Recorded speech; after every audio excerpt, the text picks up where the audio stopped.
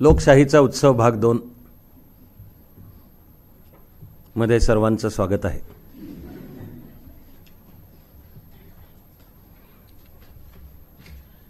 आणि अर्थातच सर्वांना सर्व काळ सर्व शुभेच्छा आहेत. 17वी लोकसभा गठीत करण्यासाठी बाहेर हा लोकशाहीचा उत्सव चांगलाच रंगात आलाय. आता त्याला आपल्या मराठी लोककलांच्या मधला दुसरा शब्द आहे कलगीतुरा. आता कलगीतुरा हा म्हणजे भले प्रेमातला असेल पण असं दोघांचं भांडण असतं आणि एकमेकाविरुद्ध केले जाणारे युक्तिवाद असतात आणि अर्थातच ते काव्यमय आहेत आणि मागे त्याला डफ, तुणतुणं, तुतारी, शिंग, ढोलकं ह्याची साथ असते.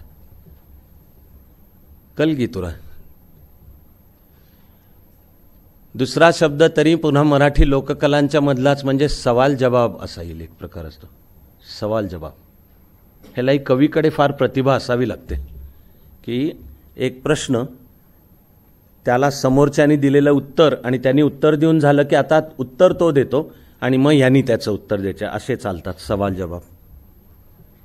होनाजी बाळा, अनंत फंदी, पठ्ठे बापूराव हे त्यातले प्रसिद्ध कवी मराठीतले, माझ्या मते जागतिक दर्जाचे. पण कसे मांडायचे.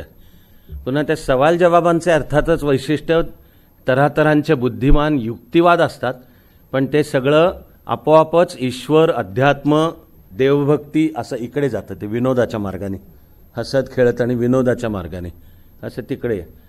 आणखीन मराठी लोककलांमधलं नाव आहे वगनाट्य. तर वगनाट्य म्हणजे तर असं टँग टँग टँग टँग टँग ढोलका ऐका ते जाऊन तुम्ही. अशी काही जणांच्या तर मला चेहऱ्यावरही दिसलं की त्यांना नाचावं असं वाटतंय. तर ते नाचावं असं म्हणजे लावणी असते ती, पण प्रिलिममध्ये येऊ शकतो प्रश्न त्यावर. आणि मी जर आत्ता लावणीचा उल्लेख काढला तर उरलेला वेळ तुमचं लोकशाहीकडे जास्ती लक्ष जाईल. आपण पण मला वाटतं ह्याला नाव लोकशाहीचा उत्सव असं देण्यापेक्षा लोकशाहीची लावणी आणि असा पाठमोरा फोटो द्यायला पाहिजे होता.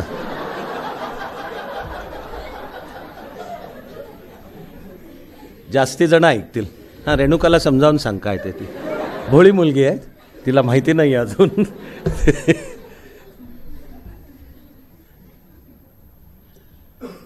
तर ते चालू असतंय बाहेर. आपलं काम आहे छान सर्वाचा अभ्यास करून आज विषय समजणे आणि उद्या प्रशासनामध्ये ते खऱ्या निपक्षपातीपणाने ती शासकीय यंत्रणा अंमलात आणता येणे. या लोकशाहीबद्दल एक म्हटलं तर मुळात अर्थपूर्ण तर वाक्य आहेच, पण म्हणलं तर ते प्रेरणादायक आहे, म्हटलं तर भीतीदायक पण आहे. असं फार छान वाक्य आहे.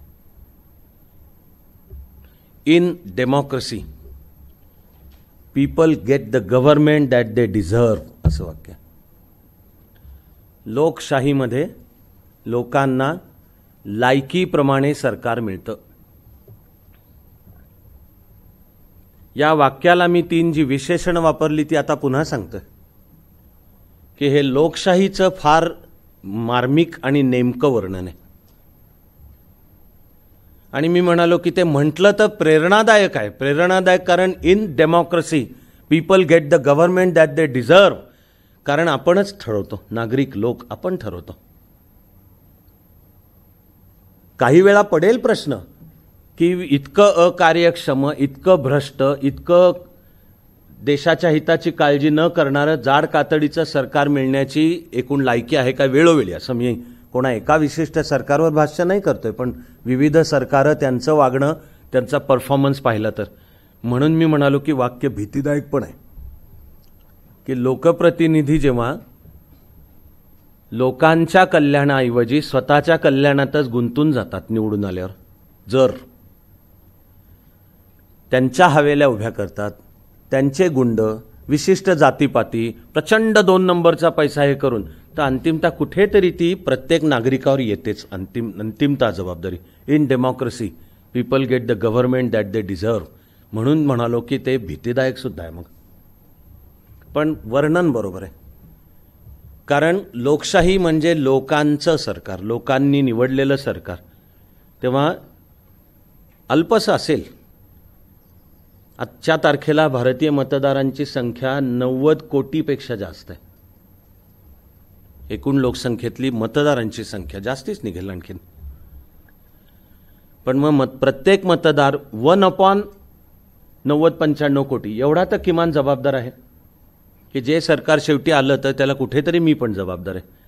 मतदान केलं असलं तरी जबाबदार आहे, मतदान केलं नसलं तर उलटं माझं म्हणणे जास्त जबाबदार आहे, कारण त्यांनी लोकशाहीतला तो पवित्र जो हक्क पण आहे आणि कर्तव्य ते पण केलं नाही. मग तुला अधिकार नाही आहे तक्रारी करण्याचा, पण मग ते आहे ते सरकार. In democracy people get the government that they deserve.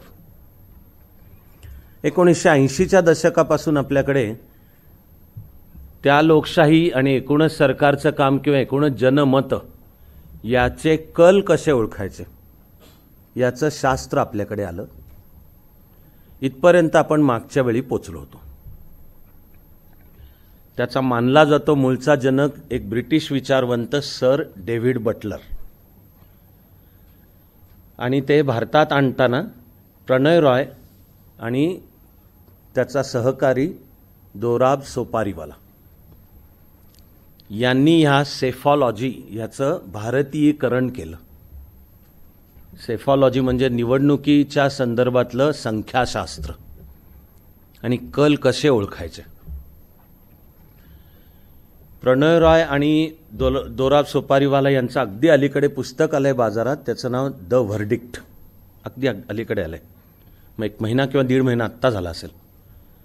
त्याच्यात त्यांनी कहाणी फार चित्तथरारकही दिली आहे आणि त्यामध्ये एक बुद्धिमत्ता प्रतिभा म्हणतो मी त्याला जाणवेल की त्यांनी सर डेव्हिड बटलरकडनं तसंच्या तसं घेतलं आणि ते भारताला लागू केलं असं केलेलं नाही आहे. शिकले, पण ते भारतीय परिस्थितीला कसं लागू पडू शकतं याचा नीट विचार केला आणि भारतीय परिस्थितीच्या संदर्भात काय बदल करायला हवेत याचा केला. त्याला मी तुम्हाला उदाहरण दिलं होतं स्विंग ही संकल्पना आणि स्विंग झोन नावाचं. सर डेव्हिड बटलरची मूळ संकल्पना आहे युनिफॉर्म स्विंग, असं त्याच्या संकल्पनेचं नाव आहे. की ब्रिटनच्या निवडणुका येऊ घातल्यात आणि त्याची या संख्याशास्त्रीय पद्धतीनुसार कल घेण्याची चाचणी घेतली जाते. तर काही विशिष्ट मतदारसंघांचे किंवा एक प्रातिनिधिक व्यक्ती म्हणजे जनमताचं प्रतिनिधित्व करणारा स्लाइस एवढ्यांशी बोललं तर त्याच्या आधारे स्विंग म्हणजे मतांचा कल आणि झुकाव बदलतोय, मताचा इकडून इकडे जातोय हा सांगता येतो. मूळचा सर डेव्हिड बटलर यांचा सिद्धांत युनिफॉर्म स्विंग, की जर काही निवडक मतदारसंघात दिसून आलं की बुवा आत्ता सत्तेमध्ये कॉन्झर्वेटिव्ह पार्टी आहे, ब्रेक्झिटचा राडा चालू आहे आणि त्यापायी जी काही प्रतिमा सरकारची असो अथवा पंतप्रधान थेरेसा मे यांची असो, पण त्यामुळे पुढची जी निवडणूक असेल तर बुवा कॉन्झर्वेटिव्ह पार्टीच्या विरुद्ध 1, 2, 3, 4 एक्स काय असेल तो टक्के एवढा स्विंग. आणि युनिफॉर्मचा अर्थ आहे की ब्रिटनभर हे चित्र दिसेल. जरी ब्रिटन हे 4 मुख्य राज्यांचं मिळून बनलंय तरी दिसताना युनिफॉर्म. ते ह्या दोघांनी लक्षात घेतलं की असं भारताचं असणार नाहीये. भारताचं वैविध्य पाहता वेगवेगळ्या प्रदेशांचे निवडणूक इश्यूज वेगळे असू शकतात आणि मतदाराची वर्तणूक वेगळी असू शकते. म्हणून त्यांनी निकष बदलले आणि भारतातले काही स्विंग झोन डिफाईन केले, ठरवले की हे दिसतात, हे मतदारसंघ आहेत की ह्यांचा कल कुठे दिसून येतोय. तर 52 पासूनच्या निवडणुकांचा अभ्यास केला आणि तिला संख्याशास्त्रीय तत्व लावली तर हे दिसतं की हे मतदारसंघ. जर यावेळी दिसून आलं की त्यांचा कल कुठे आहे तर असं मानायला हरकत नाही पुन्हा की त्या झोन तरी तो सगळा युनिफॉर्म नाही भारतभर, स्विंग झोन, की या मतदारसंघाचं दिसलं तर समजा यावेळचा महाराष्ट्राचा कल हा अमुक हा मतदारसंघ, असं त्यांनी स्विंग झोन. आणि भारताकरता तयार केलेली संकल्पना इंडेक्स ऑफ ऑपोजिशन युनिटी, ते आपल्या निवडणूक पद्धतीचे परिपाक आहेत. मला माहिती आहे की पुढच्या स्लाइडवर ते येणार आहे. आपल्या निवडणूक पद्धतीचं नाव फर्स्ट पास्ट द पोस्ट किंवा फर्स्ट पास्ट द लाईन. म्हणजेच एखादी निवडणूक वैध ठरण्यासाठी किमान किती जणांनी मतदान केलं पाहिजे असा काहीही आपल्या कुठेही राज्यघटनेत किंवा कायद्यात असा काही नियम नाही. निवडणुकीमध्ये किती उमेदवार असू शकतात याविषयीचा सुद्धा कोणताही कसल्याही प्रकारचा नियम नाही. ते त्या सामाजिक वर्गवारीनुसार सांगितलं तेवढं डिपॉझिट असेल, अपक्ष असला तर त्याला अनुमोदन देणारे एवढे लागतात एवढं असेल तर तो उमेदवार होऊ शकतो इत्यादी.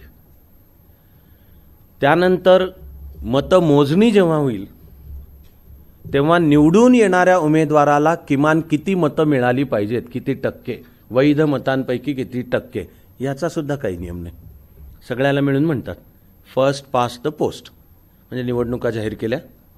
अजून तरी भारतामध्ये मतदान हे एकाच वेळी मतदान हा मूलभूत हक्क नाही. मतदान हा घटनात्मक हक्क आहे पण मूलभूत हक्क नाही आहे. म्हणजे मतदानाचा उल्लेख राज्यघटनेच्या भाग 3 मध्ये नाही आहे, पुढे आहे राईट टू व्होट.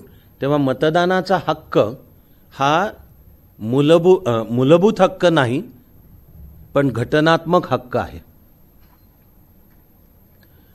आणि मतदान करणं हे प्रत्येक भारतीयाचं कर्तव्य असा पण उल्लेख आहे.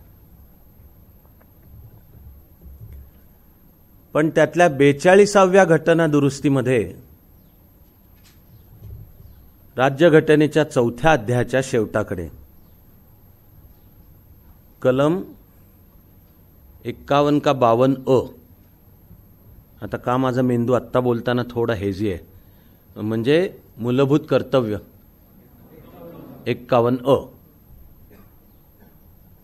हे 42व्या घटना दुरुस्तीनुसार आलं. त्यामध्ये कोणाही भारतीयाची कर्तव्य यांचा उल्लेख आहे. तरी मतदानाचा उल्लेख पुन्हा राज्यघटनेत पुढे कुठेतरी आहे. आणि शिवाय हे राज्य शासनाचं दिशादर्शक सूत्र असल्यामुळे त्यावर न्यायालयात दाद मागता येत नाही, नॉन जस्टिसिएबल. म्हणजेच कुठल्याच लिखित घटना किंवा कायद्यात मतदारांनी मतदान केलंच पाहिजे, ते त्याचं कर्तव्य आहे आणि ते बजावलं नाही तर काहीतरी शिक्षेची तरतूद, प्रावधान अशी अजून तरी व्यवस्था नाही आहे. जगात त्यावर चर्चा चालू आहे. काही देशांमध्ये आहे मतदान करणं हे कर्तव्य, ऑस्ट्रेलियामध्ये आहे. व्यक्तिशः मी त्या बाजूचा आहे. आणि ऑस्ट्रेलियाला जमू शकतं तर भारताला का जमू शकणार नाही याला काही उत्तरच नाही आहेत. आणि दिले जाणारे जे वेगवेगळे युक्तिवाद आहेत की हे का नाही, हे व्यक्तिशः मला पटत नाही. नरेंद्र मोदीच गुजरातचे मुख्यमंत्री असताना त्यांनी स्थानिक स्वराज्य संस्थांकरता हा मतदान सक्तीचं हा कायदा केला होता. पण आपल्याच राज्यघटनेतल्या तरतुदीनुसार राज्य सरकारनी सुद्धा कुठलाही केला आपापला कायदा तरी तो संमतीसाठी शेवटी राष्ट्रपतींकडे जावा लागतो, तिथे तो अडकून पडला. पण 73-74व्या घटना दुरुस्तीनंतर राज्याला सुद्धा निवडणूक आयोग आले आणि त्यांचा दर्जा ठरला संवैधानिक. 73-74व्या घटना दुरुस्तीच्या आधी सुद्धा राज्याला असायचे निवडणूक आयोग, पण ते देशाच्या निवडणूक आयोगाच्या हाताखाली असायचे, म्हणजे ते पद प्रशासकीय होतं. पण 73 आणि 74वी घटना दुरुस्ती म्हणजे स्थानिक स्वराज्य संस्थांबाबत, म्हणजे पंचायत राज यंत्रणा त्रिस्तरीय आणि शहरी नागरिक क्षेत्र असेल तर वेगवेगळ्या प्रकारच्या नगरपालिका या मिळून बनतात. LGB असा काही वेळा उल्लेख होतो, लोकल गव्हर्निंग बॉडीज, त्यांच्याकरताची आहे. त्या घटना दुरुस्तीतलं तत्व आहे की जशा विधानसभा आणि लोकसभेच्या निवडणुका ठरीव मुदतीत व्हाव्याच लागतात, तसंच यापुढच्या काळात स्थानिक स्वराज्य संस्थांच्या निवडणुकाही ठरीव मुदतीत झाल्याच पाहिजेत. आणि जशा लोकसभा विधानसभांच्या निवडणुका घ्यायला कलम 324 खाली देशाचा निवडणूक आयोग आहे, तसं आता या घटना दुरुस्तीनुसार प्रत्येक राज्याचा निवडणूक आयोग अस्तित्वात येईल आणि त्याचं मुख्य काम स्थानिक स्वराज्य संस्थांच्या सर्व निवडणुका फ्री अँड फेअर, मुक्त आणि न्याय्य पद्धतीने घेणे हे झालं. पण मतदान करणं हे कर्तव्य आहे असा कायदा, तर मी म्हणालो तसं तो प्रथम गुजरातनी केला, पण लटकूनही पडलाय. आणि मुख्य म्हणजे सुप्रीम कोर्टाने एकेवेळी हा दृष्टिकोन व्यक्त केलाय.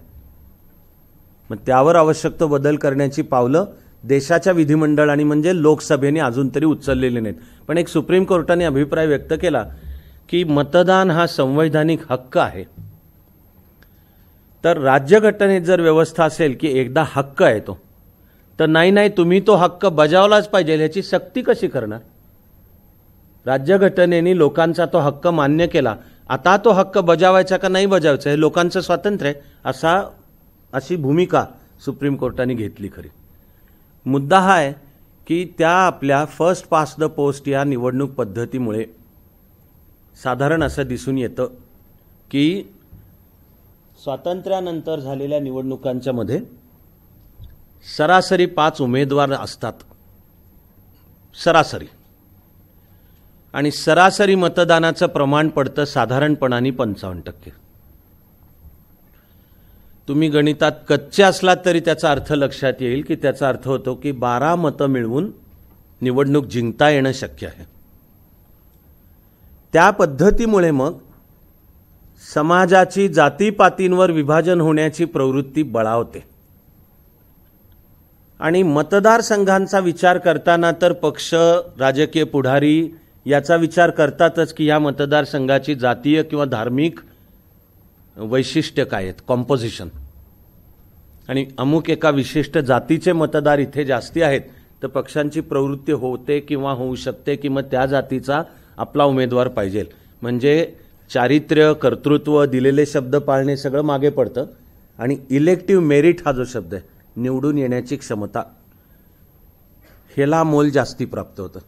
आणि ती निवडून येण्याची क्षमता दुर्दैवानी केवळ त्या व्यक्तीचं चारित्र्य, कर्तृत्व, आवाका, देशाच्या प्रश्नांचा अभ्यास, आजपर्यंतचं ट्रॅक रेकॉर्ड केलेल्या कामाचं हे न ठरता जात सोयीची आहे का, निवडणुकीचा तो खर्च करू शकतो का. आणि आज वास्तव आहे की प्रचंड मोठ्या प्रमाणावर सगळेच निवडणुकी आणि एकूणच राजकारणात काळा पैसा वापरतात. एकदम हे ओपन आहे आणि सिक्रेट नाही. हा लोकशाहीचा म्हणूनचा एक मूळचा फार मोठा जागतिक लोकशाहीचा, लोकशाहीच्या उत्क्रांतीचाच मी मुद्दा मानतो, पण आहे ते सत्य आहे. त्यामुळे इलेक्टिव्ह मेरिटमध्ये ह्या गोष्टींना वरचं स्थान मिळतं. चारित्र्य, कर्तृत्व, आवाका हे ॲडिशनल बोनस ठरतात की ठीक आहे, एवढं सगळं असून ती व्यक्ती कर्तृत्वान असेल तर चालेल. ते मुख्यतः ह्या पद्धतीमुळे ठरू शकतं. आपल्याला त्यामुळे दिसेल की कमी मतं घेऊनही सीटं जास्ती मिळाली हे चित्र भारताच्या लोकशाहीत त्यामुळे तयार होतं. लोकशाहीबद्दल एक प्रश्न निर्माण त्यामुळे होतो की ही आपली खऱ्या अर्थाने प्रातिनिधिक आहे का. खऱ्या अर्थाने प्रातिनिधिक आहे का हे वाक्याचा अर्थ आहे की जे निवडून आले ते खऱ्या म्हणजे नैतिक दृष्टीने जनादेशाचं प्रतिनिधित्व करतात का. Mandate, do they really have mandate. 100रातली 12 मतं घेऊन जो निवडून आला तो त्या संपूर्ण 100रांचं प्रतिनिधित्व करतो असं म्हणता येईल का, म्हणता येणं योग्य आहे का. आणि शिवाय जर कोणाला माहिती असेल, म्हणजे असं आणि असतंच, राजकीय वर्ग बुद्धिमान तर आहेच, की या मतदारसंघाचं कॉम्पोजिशन हे असं असेल आणि माझ्या पाठीची 12 मतं आहेत, तर त्याला माहिती असतं की मग मी माझ्या पाठीची 12 मतं आहेत या आधारावर मी निवडून येऊ शकतो. पण नुसतं माझ्या पाठीची 12 मतं आहेत वर नाही निवडून येऊ शकत मी. तिकडे ते 5 उमेदवार पाहिजेत, त्यांच्यामध्ये मतांची विभागणी झाली पाहिजे, ती झाली तर माझ्या 12च्या. मग हे सगळे राजकारणाचे होऊन बसते दिशा की ही विभागणी कशी होईल, जास्तीचे उमेदवार कसे येतील. आणि त्याला म्हणलं तर गंमतशीर आणि म्हणलं तर बोचऱ्यासुद्धा अक्षरशः हजारो लक्षावधी उदाहरण आहेत. ते मतदारसंघातल्या उमेदवाराचं जे नाव असेल त्या नावाची अन्य माणसं पण शोधली जातात, ती मतपत्रिकेवर पण आणली जातात. आणि हे ॲक्च्युली घडलेलं सांगतोय की रायगड जिल्ह्यामध्ये दत्ता पाटील हे महाराष्ट्राचं एक सुप्रसिद्ध नाव खरं म्हणजे, पण एका निवडणुकीमध्ये दत्ता पाटील नावाची आणखी 4-5 माणसं होती आणि त्यांना मिळून 11,000 का काहीतरी मतं गेली. आणि दत्ता पाटील ती निवडणूक जेवढ्याने हरले त्यापेक्षा जास्त मतं ह्या दुसऱ्या दत्ता पाटलांना मिळून मिळालेली होती. इथपासूनच्या ते फ्रिव्हलस असा इंग्लिश शब्द आहे की त्याला तर काही अर्थ नसतो, पण तो तरी अर्ज भरतोच. बरं, एवढ्यावर नाही भागत. अनेक जण निवडणुकीत उभे राहतात. ते काही निवडणूक जिंकून येणे तर तुम्ही सोडाच, मुख्य हेतू लढवण्याचा पण असतोच असं नाहीये. पण उभं राहायचं म्हणजे मग त्यांना भेटायला जो उमेदवार निवडून येणार आहे तो येतो. मग हा सांगतो की माझ्याकडे 7% मतं माझ्याकडे, काय देतो सांग. आणि मग तऱ्हातऱ्हांची जी देवघेव, हे एक लोकशाहीतल्या राजकारणाचं वास्तव आहे. आपल्याला अभ्यास करताना तितकाच आणखी एक महत्त्वाचा त्यामुळे मुद्दा ठरतो. आपल्याला असं दिसून येईल की मतदानाच्या एकूण 1% मिळालेल्या मतांच्या टक्क्यापेक्षा कमी प्रमाणात सभागृहातली जागा मिळतात. भारतीय लोकशाहीचा अभ्यास करून बोलायचं झालं तर ती रेघ 24% आखता येते की 24% तो पक्षाला मिळालेली एकूण मतं पेक्षा सभागृहामध्ये मिळालेली सीटं कमी असतात. आपण 1952च्या सुद्धा निवडणुकीचा विचार केला तर त्यावेळेला जनसंघ आणि समाजवादी दोघांनाही साधारण 7.5% आसपास मतं होती. आणि आपण पाहिलं की 489, आपण आपल्या एका गणिताच्या सोयीसाठी जवळचा म्हणजे तो 500 आकडा मनामध्ये धरू. आता 7.5% म्हणायचं झालं तर 489च्या 7.5% जागा मग सभागृहात मिळतील का त्यांना? तर 489च्या 7.5% म्हणजे 35 ठरतात त्या आसपास सुमारे. ते या दोघांनाही 10-12 होत्या. बहुधा समाजवादी गटाला थोड्या जास्ती होत्या, 14. म्हणजे मतं 7.5%, पण त्या टक्क्यांच्या प्रमाणात सभागृहातल्या जागा नाहीत, त्यापेक्षा कमी आहे. हे चित्र 24पर्यंत राहतं. 24 पाशी चित्र बदलायला सुरुवात होते. 24च्या पुढे जेवढी त्या पक्षाची मताची टक्केवारी वाढेल तेवढे ते मतं जेवढी टक्के मिळाली साधारणपणाने त्याच्या प्रमाणात सीटं दिसणं चालू होतं वाढीव टक्केवारीसहित. आणि 28% ह्यापाशी चित्र तयार होतं की जर मतं 28% असतील तर सभागृहातली सीटांची संख्या पण 28% असण्याची शक्यता आहे. 28 जसं क्रॉस होईल तसं तर वाढलेल्या मतांच्या टक्केवारीपेक्षा सभागृहातली सीटांची टक्केवारी वाढते. हे सगळं बहुपक्षीय, शिवाय फर्स्ट पास द पोस्ट, किती उमेदवार याला काही मर्यादा नाही, किती टक्क्यांनी मतदान करायचं याला काही मर्यादा नाही. त्यामुळे तुमच्या पाठीशी एक गठ्ठा मतं जर टिकवू शकलात आणि त्याचवेळी जर राजकारणाची पावलं अशी टाकू शकलात की मतांची विभागणी होईल तर कमी टक्के घेऊन पण सीटं जास्ती मिळतात. जसं स्वातंत्र्यानंतरच्या सगळ्या निवडणुका पाहिल्या तर ज्या ज्या वेळी काँग्रेसला बहुमत मिळालं त्यापैकी 1984च्या नोव्हेंबर-डिसेंबरचा अपवाद सोडता बाकी सर्व निवडणुकांमध्ये काँग्रेसचं सरासरी मतदानाचं प्रमाण 40 ते 43% मध्ये असायचं. पण सभागृहात 2/3 बहुमत. एकमेव अपवाद 1984ची इंदिराजींच्या हत्येनंतरची निवडणूक, त्याला काँग्रेसला वैध मतांपैकी 50.5% मतं आहेत आणि सभागृहामध्ये 523 पैकी 415 सीट आहेत. म्हणजे जवळजवळ 85% सीट आहेत.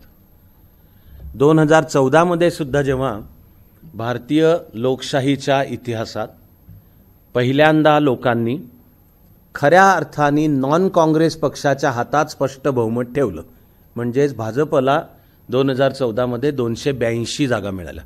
स्पष्ट बहुमतासाठी 272 पाहिजेत. पण लोकसभेमध्ये 282 जागा घेताना देशातलं भाजपचं मतांचं प्रमाण होतं 30%. मला तर ढोबळ आकडा पण लक्षात आहे, तो म्हणजे 2014 मध्ये देशभर मिळून भाजपला 17 कोटीपेक्षा थोडी जास्त मतं होती. निव्वळ मतं देशभर 17 कोटीपेक्षा जास्त. ती मतं घेऊन सभागृहातल्या जागा 282. आणि काँग्रेसच्या आणि स्वातंत्र्योत्तर इतिहासात प्रथमच इतकी भयंकर दैना झाली, ती म्हणजे 44 सीटं मिळाली. पण 44 मिळताना मतं 10 कोटी होती. 2014च्या निवडणुकीत काँग्रेसकडची देशभराची मतं 10 कोटी होती. 17 कोटी मतं घेऊन 282 जागा, 10 कोटी मतं घेऊन 44 जागा. एवढंच आहे की काही शक्तींना एकूणच जरा भाजपबद्दल आणि नरेंद्र मोदींबद्दल प्रचंड आकस आहे हे निश्चित आहे. त्यांनी 2014 हा आरडाओरडा चालू केला तो अनफेअर आहे, अयोग्य आहे. आपली ही आहे ती निवडणूक पद्धत आहे, आधी पण तीच होती आणि 2014 आणि आता 2019 मध्ये जे काही निकाल लागेल तीच पद्धत आहे. चर्चा आणि मुद्दा मांडायचा असेल तर त्यांनी त्या मूळच्या सुधारणेवर जरूर मांडावा. पण 2014 मध्ये भाजपला एकूण मतदान 30%. समजा आपण घटक पक्ष म्हणजे राष्ट्रीय लोकशाही आघाडीचे विचारात घेतले नाहीत किंवा विचारात घेतले आणि टक्केवारी मतांची मोजली, दोनों सूरतों में भाजपनी जी सीटं लढवली त्यातली टक्केवारी मोजली तर ती 40 येते. म्हणजे लढवलेल्या सीटांमधली 40 पॉईंट काहीतरी आहे, तेवढी टक्के घेऊन सीटं 282 मिळवता आली. हे भारतीय निवडणूक पद्धतीचंच वैशिष्ट्य ठरतं. मी म्हणालो तसं मतं 24% मिळणं चालू झालं की साधारणपणाने जेवढे टक्के त्याच्या जवळ जाणं चालू होतं. ही 24 ते 28 रेंज आहे. 28ला 28% मतं असतील तर बहुधा 28%च्याच थोडं अलीकडे किंवा थोडं पलीकडे एवढी सीटं असतील. 28% क्रॉस केले की उलटे वाढीव मतांच्या टक्केवारीपेक्षा सभागृहातली सीटं जास्ती वाढतात. हे आपल्या निवडणूक प्रक्रियेचं वैशिष्ट्य आहे. तसंच एक वारंवार वापरला जाणारा शब्द आहे व्होट ब्लॉक, एक गठ्ठा मतदान. आणि आपल्या देशाच्या लोकशाहीबाबत अशा आहेत समजुती की लोक जातीपातीकडे पाहून मतदान करतात किंवा विशिष्ट जाती एकगठ्ठा मतदान करतात. आणि हा मी ऑलरेडी त्याला गैरसमज हा शब्द वापरतोय की तो एकगठ्ठा मतदान ही संकल्पना पण फार मोठा गैरसमज आहे. आणि त्याच्यामध्ये मुस्लिम समाज आणि एका टप्प्यापर्यंत मानलं जायचं महिला, तर मुस्लिम समाज जणू एकगठ्ठा मतदान करतो असा एक मी त्याला भ्रम हा शब्द वापरतोय. पण तो एकूण निवडणुकींच्या अभ्यासात अनेक तज्ज्ञ पण तो बाळगून असतात. मी स्पष्ट सांगतो की हा भ्रम आहे. अन्य कोणाही भारतीय नागरिकाप्रमाणेच भारतीय मुस्लिम त्याचा विचार करून ठरवतो, मुख्यतः म्हणतोय मी. एक गैरसमजूत अशी आहे जणू की निवडणूक म्हणजे मतदानाच्या आधी जो कुठला शुक्रवार येईल तर त्या शुक्रवारी दिल्लीच्या जामा मशिदीचे शाही इमाम एक फतवा जणू काढल्यासारखं सांगतात की मुस्लिमांनी अमुक अमुक मतदान करा आणि मग देशभर त्यानुसार करतात. फार मोठा गैरसमज आहे हा. मी एक प्रकारे म्हणेन की भारतीय मुस्लिम समाजाशी संपर्क नाही, त्यामुळे जाण नाही, त्यातून हे काही गैरसमज उद्भवतात अशी शक्यता आहे. आता काही वेळा ठरवून काही राजकीय गट किंवा कदाचित काही विशिष्ट जाती आणि अंतिमतः असेल तर मुस्लिम समाज, त्याला नाव आहे स्ट्रॅटेजिक व्होटिंग.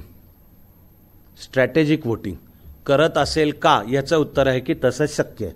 तर स्ट्रॅटेजिक व्होटिंग म्हणजे की एका समाजसमूहाचं ठरतं की आपल्याला हा निवडून आणायचा आहे हे तरी ठरतं, किंवा बाकी काही असो ह्याला पाडायचं आहे, ठीक आहे. पण मग त्यांना असा मेसेज असतो किंवा तो कळतोही त्यांना की याला जर पाडायचं असेल तर आपण आपली सगळ्यांची मतं मिळून एका विशिष्टला दिली पाहिजे तर पाडू शकू. आपल्या मतांची जर विभागणी झाली तर आपल्याला ज्याला पाडायचं आहे तो नाही येणार आहे. ह्याला स्ट्रॅटेजिक व्होटिंग हे नाव आहे. हे होत असेल काही वेळा. यालाच दुसरा वापरला जाणारा शब्द आहे निगेटिव्ह व्होटिंग. निगेटिव्ह म्हणजे तुम्ही निवडून यावेत ह्याकरता तुम्हाला नाही मतदान केलेलं लोकांनी, तर दुसरा कोणीतरी पडायला हवाय ह्याकरता केलंय. 2014च्या निवडणुकीचं काही जाणकारांनी असं केलं होतं भाष्य. मला ते मान्य नाहीये, पण अर्थात मी जरासं स्पष्ट सांगायचं झालं तर ज्यांना भाजप जिंकलं हे काय फारसं काय पचनी पडलं नव्हतं. त्यांनी असा एक अन्वयार्थ लावला होता की हे निगेटिव्ह व्होटिंग आहे, की आधीची युपीएची सरकार इतकी भ्रष्ट, इतकी अकार्यक्षम, दर वर्षाला काही लाख कोटीचे भ्रष्टाचाराची प्रकरणं बाहेर येत होती, देशाच्या हितसंबंधांकडे दुर्लक्ष केलं होतं, संरक्षण व्यवस्थेकडे दुर्लक्ष केलं होतं, म्हणून लोक पनिश की आता यांना पनिश या मूड. तर ते ठीक आहे, त्यांना जे ते अन्वयार्थ लावायचा आहे तो त्यांचा. 1977च्या मार्चमध्ये लोकांनी जनता पक्षाला निवडून दिलं, त्याचा पण त्यावेळी काही तज्ज्ञांनी लावला होता अन्वयार्थ की हे निगेटिव्ह व्होटिंग आहे. देशाचं ह्यावेळी ठरलं होतं की काँग्रेसला शिक्षा करायची आणि ज्यांनी ही आणीबाणी लादली आणि आणीबाणीच्या काळातले अन्याय अत्याचार घडवून आणले त्यांना पहिले सत्तेच्या बाहेर घालवायचं. आणि जनता पक्ष सगळा एकत्र आला आणि त्यांनी एकास एक दिला, म्हणू नये की लोकांनी ठरवलं की त्यांना पनिश करण्याकरता जनता पक्षाला निवडून द्यायचं. तर आता हे अन्वयार्थ जो तो ठीक आहे त्यांच्या दृष्टिकोनानुसार लावेल. आपल्या अभ्यासातला भाग आहे हे सूत्र लक्षात घेणे. त्यामुळे स्ट्रॅटेजिक व्होटिंग. पण साधारणपणाने एक गठ्ठा मत होता हा फार मोठा गैरसमज आहे. तो महिलांच्या बाबतीत सुद्धा आहे. त्याचं मी साधारण कट ऑफ 1990 सांगतोय साधारणपणाने की 1990च्या आधी तर अशी ठाम खात्री होती की महिला त्यांच्या घरातला कोण जो पुरुष तथाकथित घराचा मालक त्याला विचारून आणि तो सांगेल तिथे त्या गप शिक्का मारतात. हे बदलायला सुरुवात साधारण 1990च्या आसपास झाली. निवडणुकीचा आणि राजकारणाचा ज्यांचा अभ्यास आहे त्यांना जाणवणं चालू झालं की अरे महिला त्यांचा स्वतंत्र विचार करून मतदान करतात. त्याची एक चुणूक दिसली होती 1984च्या नोव्हेंबर-डिसेंबर मधल्या निवडणुका.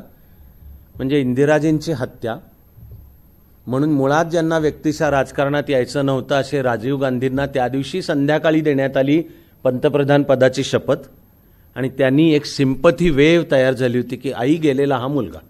शिवाय राजीव गांधींची प्रतिमा मिस्टर क्लीन. तर महिलांनी फार मोठ्या प्रमाणावर काँग्रेसला मतदान केलं होतं असं दिसून आलं आणि हे जे प्रचंड मोठा विजय आहे त्यातला मोठा वाटा महिलांचा आहे असंही दिसून आलं. 2014च्याही निवडणुकीचा जर अभ्यास केला तर दिसेल की पुरुषांमध्ये भाजपला फार मोठ्या प्रमाणावर जास्त मतं मिळतात. महिलांमध्ये सुद्धा मिळतात पण मग पुरुषांच्या तुलनेत महिलांमध्ये भाजपला मतं कमी आहेत. म्हणजे भारतीय लोकशाहीमध्ये महिलांच्या मताला एक स्थान आहे आणि त्या स्वतंत्रपणे मतदान करतात. हा प्रवाह 1990च्या पुढे जास्त ठळक झाला. तुम्हाला दिसेल की राज्यामध्ये महिला धोरण तयार करणारं पहिलं राज्य महाराष्ट्र आहे. ते 1990च्या थोडं आधी आहे. त्या महिला धोरणानुसार महिला आयोग स्थापन करणारं पहिलं राज्य महाराष्ट्र आहे. परत त्यानंतर राज्याच्या आणि विशेषतः स्थानिक स्वराज्य संस्थांच्या बजेटमध्ये स्वतंत्रपणे महिलांच्या विकासासाठी निधी पाहिजे की जो टार्गेटेड थेट महिलांकडे त्याचं दिशा असेल असा 15% व्यवस्था. बजेटच्या 15% ठरवून महिला आणि जो ज्याचे लाभार्थी महिलाच असतील अशांपर्यंत अशी पण व्यवस्था त्या सुमाराला करण्यात आली. मी त्यावेळी शासनात होतो आणि अजून पहिलं प्रमोशन मिळायचं होतं. पोस्टिंगवर फलटणला होतो. निवडणुका तर जाहीर झालेल्याच होत्या.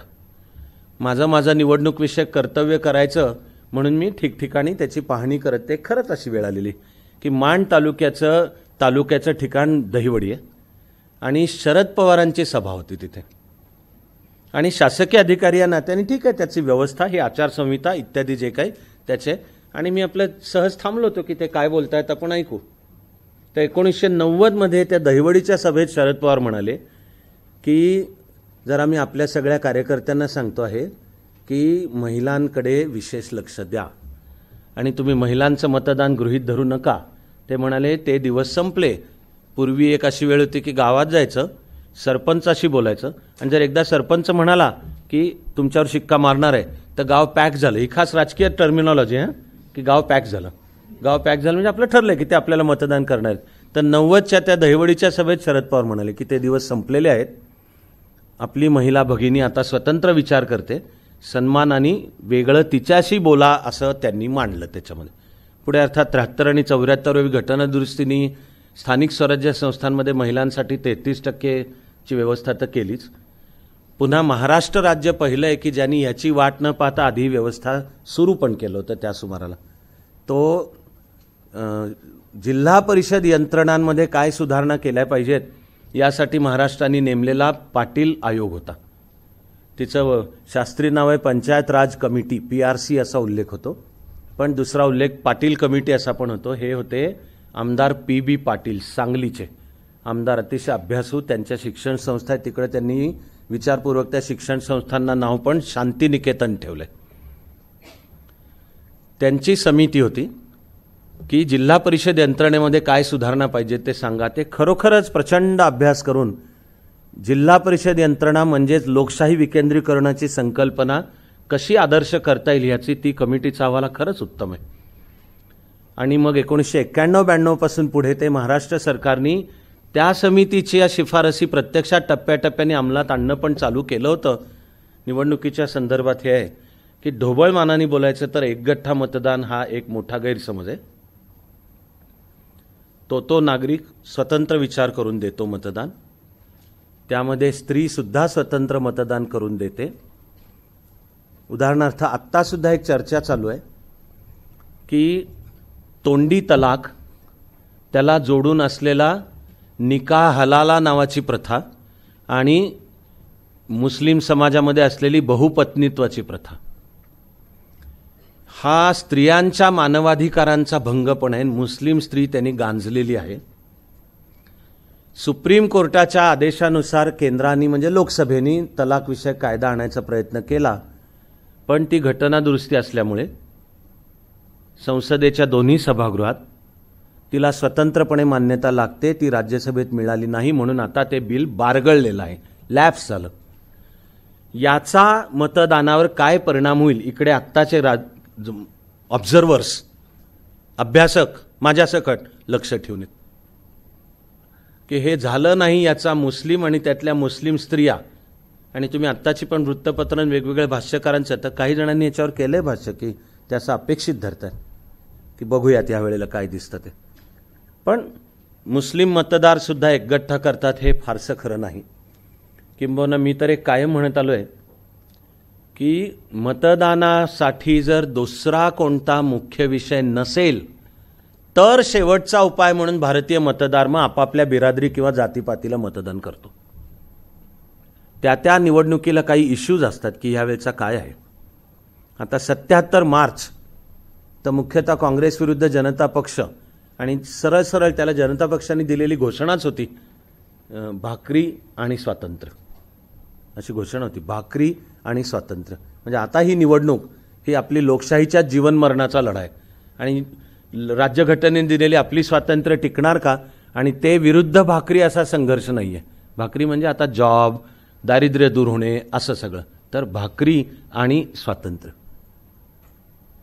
असा काही त्यावेळेचा इश्यू असू शकतो. 84 नोव्हेंबर-डिसेंबर खरंच राष्ट्रीय सुरक्षा, आणि मी तुम्हाला खरंच सांगतो की देशाचं वातावरण खरंच प्रचंड ताणाचं आणि त्यातल्या काळजीचं होतं की जर देशाच्या पंतप्रधानही सुरक्षित नाहीत आणि घरात सुद्धा त्यांची हत्या होते तर देशात सुरक्षित कोण आहे, मग देश कुठं सुरक्षित आहे.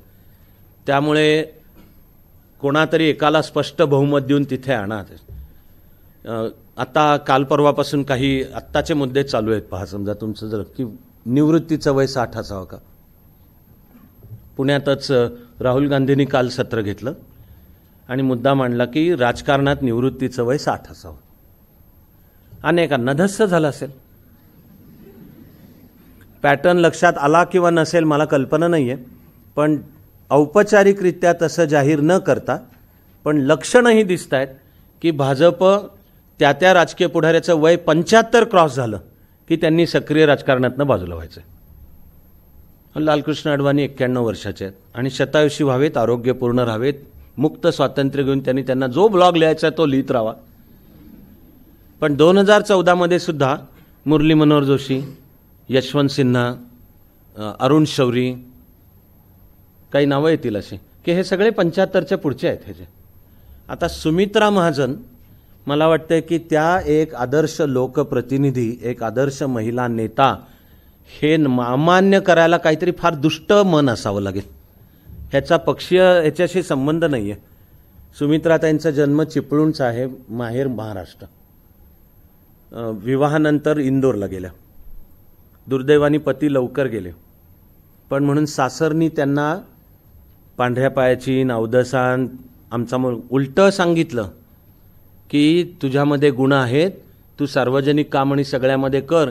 त्या बघता बघता इंदूरमधल्या खऱ्याखुऱ्या लाडक्या आहेत हे सांगतोय मी. इंदूरमध्ये सुमित्राताईंबद्दल पक्षनिरपेक्षपणे सर्वांच्या मनात आदर आहे. 8 वेळा सलग निवडणूक त्यांनी गमजा नाही आहेत. 8 वेळा सलग निवडणूक जिंकलेली आहे.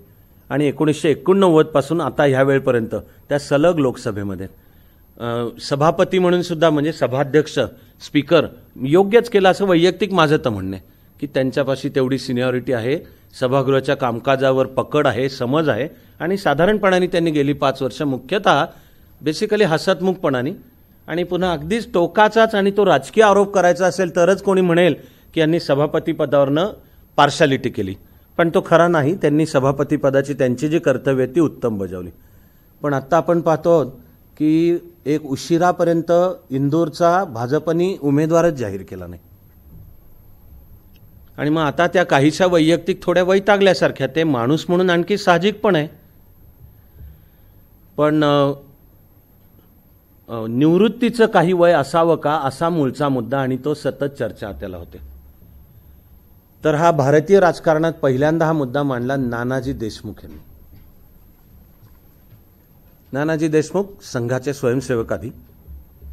1952 मध्ये श्यामाप्रसाद मुखर्जी त्यावेळचे RSSचे प्रमुख गोळवलकर गुरुजी यांना भेटून हिंदुत्वाच्या विचाराचा एक पक्ष पाहिजे म्हणाले आणि तो विचार मान्य करून गोळवलकर गुरुजींनी श्यामाप्रसाद मुखर्जींना तुम्ही पक्ष स्थापन करा आणि आम्ही आमच्या परीने पाठीशी उभे राहू असं सांगितलं. तेव्हापासूनची एक पद्धत सुद्धा आहे की संघातली काही माणसं सांगितलं जातं की आता तुम्ही राजकारणात काम करायचं.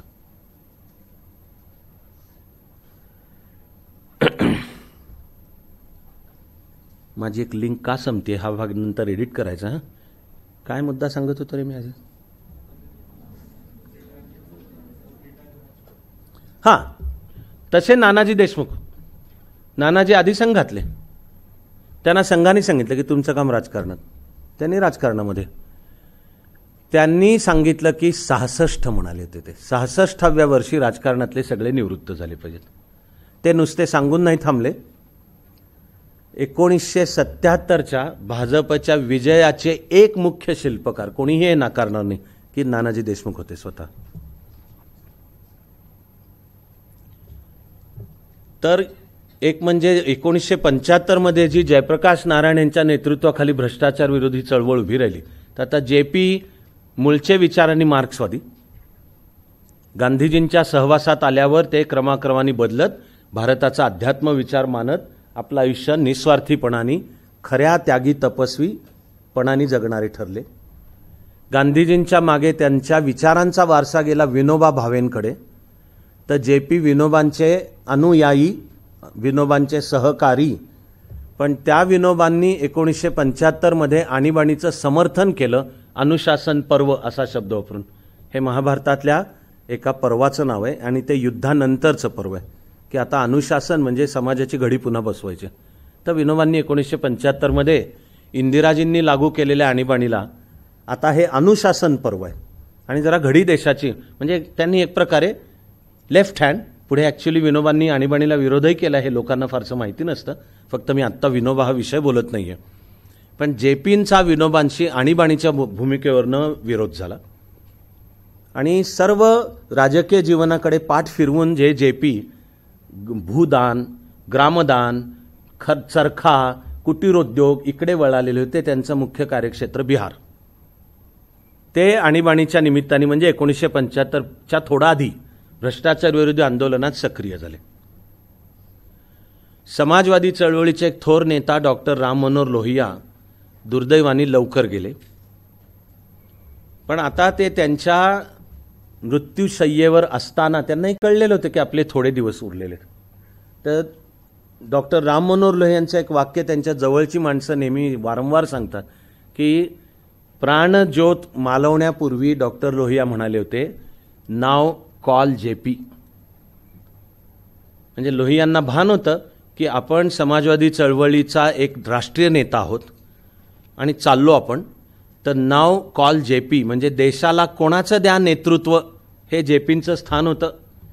एकेवेळी जयप्रकाशजींना देशाचं राष्ट्रपतीपद पण ऑफर करण्यात आलं होतं आणि मी खरंच सांगते, माझा तर सलामच आहे की इतका निस्वार्थी आणि गांधीजींच्या विचारावरची सच्ची निष्ठा की कुठलंही पद, माझं हे जे चाललंय हे कुठल्या पदाकरता नाही, तुम्ही दिलत तरी नको आहे, हे माझं इकडे चरखा, ग्रामदान, भूदान चाललंय. पण भ्रष्टाचार अति वाढला त्याच्या पाठीशी सरकार पण आहे म्हणल्यावर JP मग पुन्हा एकदा सार्वजनिक जीवनात सक्रिय झाले आणि पुढची सर्व कहाणी. तर त्यावेळेला जनता पक्ष बनला, त्याला लोकांनी मतदान केलं. म्हणजे इशू जेव्हा आहे, नानाजींबद्दल माझं चाललंय, तर 75 साली JPंनी भ्रष्टाचार विरोधी चळवळीचं काम हाती घेतल्यावर नानाजींनी संघाची RSSची शक्ती JPंच्या आंदोलनात उभी केली पाठीशी. हे पण सत्य. आणि 1984 इंदिराजींच्या हत्येनंतर नानाजींनी की आता देशाला एक बळकट सरकार असण्याची आवश्यकता आहे, तर भक्कमपणे सगळे राजीव गांधींच्या पाठीशी उभे राहा, असं पण काम नानाजींनी केलं. हे पण एक राजकारणातल्या जाणकारांना माहिती आहे. सगळा मिळून माझा मुद्दा आहे की त्यांनी भूमिका मांडली होती. 66चे झाले की ते निवृत्त, नुसते नानाजी देशमुख नुसते निवृत्त झाले पाहिजेत म्हणून थांबले नव्हते. ते म्हणाले होते की त्यानंतर त्यांनी स्वतःला एका सामाजिक कार्याला वाहून घेतलं पाहिजे. तसे स्वतः ते वागलेत. 1977च्या विजयाचे शिल्पकार नानाजी देशमुख. आणि कसं पण जनता पक्षाचं सरकार जेव्हा बनलं तेव्हा कसं पण त्यांना कॅबिनेट, आणि ते म्हणतील ते कॅबिनेटची, म्हणजे 3 किंवा 4 केंद्राच्या कॅबिनेटमधली पदं फार वरिष्ठ मानली जातात. संरक्षण, वित्त, फायनान्स, गृह, होम आणि एक्सटर्नल अफेअर्स, विदेश नीती.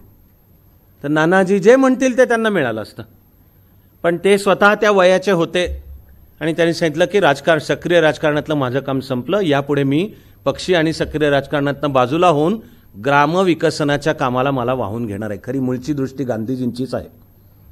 स्वातंत्र्य मिळताना गांधीजींचा फॉर्म्युला होता की आता काँग्रेसचं विसर्जन करा. काँग्रेस ही संघटना 1885 मध्ये अस्तित्वात आली देशाला स्वातंत्र्य मिळवण्यासाठी, ते मिळालं. तेव्हा आता काँग्रेस ही संघटना विसर्जित करा आणि आपापल्या विचारधारेनुसार ज्याला जो पक्ष बनवायचा आहे तो बनवून लोकांसमोर जा. लोक ज्याला निवडून देतील तो सरकार बनवेल. गांधीजींची सूचना होती काँग्रेसचं रूपांतर लोकसेवक संघ असं करा. आणि स्वातंत्र्यासाठी खरं वंदे मातरम म्हणत खरी खादी चरख्यावर विणलेली स्वतःचे घालणारे खरे निस्वार्थी कार्यकर्ते सत्याग्रही, तर गांधीजींनी सुचवलं होतं की त्यांनी प्रत्येकाने एक एक गाव घ्यावं दत्तक, स्वतःला त्या गावात पेरून घ्यावं आणि देशाच्या विकासाचा तळातून विकास, असा गांधीजींचा होता फॉर्म्युला. तसा त्यांनी एक राईटअप तयार पण केला होता. 30 जानेवारीला, म्हणजे नथुरामनी ज्या दिवशी मारलं गांधीजींना, त्या दिवशी गांधीजींकडे तो पुढची काय वाटचाल पाहिजे काँग्रेसची याचा तो सर्व फॉर्म्युला आणि पुढची वाटचाल. तसं नानाजींचं प्रत्यक्षातलं वागणं आहे की म्हणल्याप्रमाणे ते एका विशिष्ट वयाला आणि राजकीय कारकिर्दीच्या टॉपला होते, आणखी वर जाऊ शकत होते, पण आपला दिलेला शब्द त्यानुसार बाजूला झाले आणि त्यांनी दीनदयाळ शोध संस्थान या नावाची संस्था स्थापन करून तिचं मुख्यालय दिल्लीतच, पण त्यांनी उत्तर प्रदेशातले 2 जिल्हे, त्यातला एक मुख्य गोंडा जिल्हा, तो एकदम हिमालयाच्या तराईचं जंगल उत्तराखंडच्या सीमेवरचा आणि देशातला सर्वात मागासलेला जिल्हा. तर नानाजींनी तो गोंडा जिल्हा एक प्रकारे दत्तक घेऊन ग्रामीण विकसनाच्या कामाला त्यागी तपस्वी युवकांची पिढी उभी करून त्यांनी काम करायचं. पुढे त्यांनी ग्रामीण विश्वविद्यालय या नावाने ग्रामीण विकासाच्या प्रश्नांवर काम अभ्यास करणारे विद्यापीठ स्थापन केलं. ते आहे चित्रकूट. यात चित्रकूट मध्य प्रदेश आणि उत्तर प्रदेशच्या अगदी सीमेवरचं ठिकाण. प्रभू श्रीराम वनवासाला निघाल्यावर पहिल्यांदा जिथे राहिले होते तेच ठिकाण. तिथे ग्रामीण विश्वविद्यालय आहे आणि आता ते सरकारने अर्थातच टेकओव्हर म्हणजे आता त्याच्यावरची सगळी मालकी आणि व्यवस्थापन सरकारचं आहे. पण आपण समजावून घ्यायचा प्रयत्न करत होतो मुद्दा, एखाद्या विशिष्ट वयाला निवृत्त होणे किंवा न होणे. अंतिमतः लोकशाहीमध्ये शेवटी ते मतदार ठरवणार. त्यामुळे कुठल्या वयाच्या उमेदवाराला निवडून द्यायचं नाही द्यायचं अंतिमतः मतदाराकडे यावं.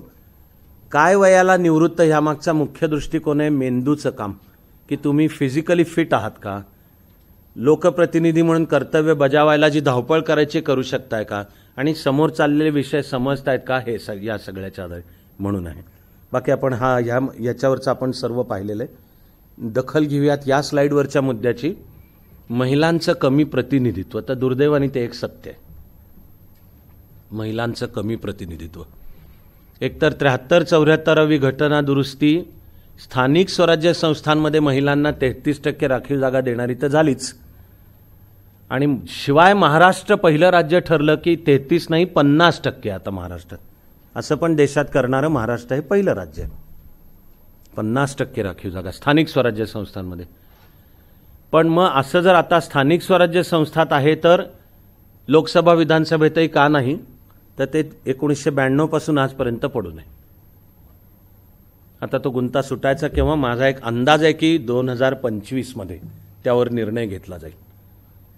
कारण लोकसभेच्या मतदारसंघांची संख्या 2025 पर्यंत फ्रीज केली आहे 543. आणि डिलिमिटेशन म्हणजे 1950चा कायदा, तर पुनर्विचार आता जो व्हायचा तो 2025 नंतर होईल. तर 73-74वी घटना दुरुस्ती आली तेव्हा काय झालं हे मीच डोळ्यांनी पाहिलं. कारण मी रत्नागिरीचा त्यावेळी नुसता मुख्य कार्यकारी अधिकारी नाही, रत्नागिरी जिल्हा परिषदेची लोकनियुक्त बॉडी अस्तित्वातच नव्हती, विसर्जित झालेली होती. त्यामुळे मी प्रशासक म्हणजे सर्वाधिकार माझ्याच हातात होते. त्यावेळी निवडणुका झाल्या जिल्हा परिषदांच्या आणि महिलांना 1/3 जागा आल्या. तर रत्नागिरी जिल्हा परिषदेमध्ये आणि सगळीकडेच हे घडलं. मी उदाहरण मी तिथलं हाताळलं म्हणून सांगतोय. आणि निवडणुका थेट माझ्याकडे नव्हत्या. पण रत्नागिरी जिल्हा परिषदेमध्ये जिल्हा परिषद सदस्य संख्या होती 44 मतदारसंघ. आता त्या 44तले 1/3 म्हणजे 15 द्यावे लागणार. ते कोणाला? पोटात गोळा आला अनेक राजकीय पुढाऱ्यांच्या.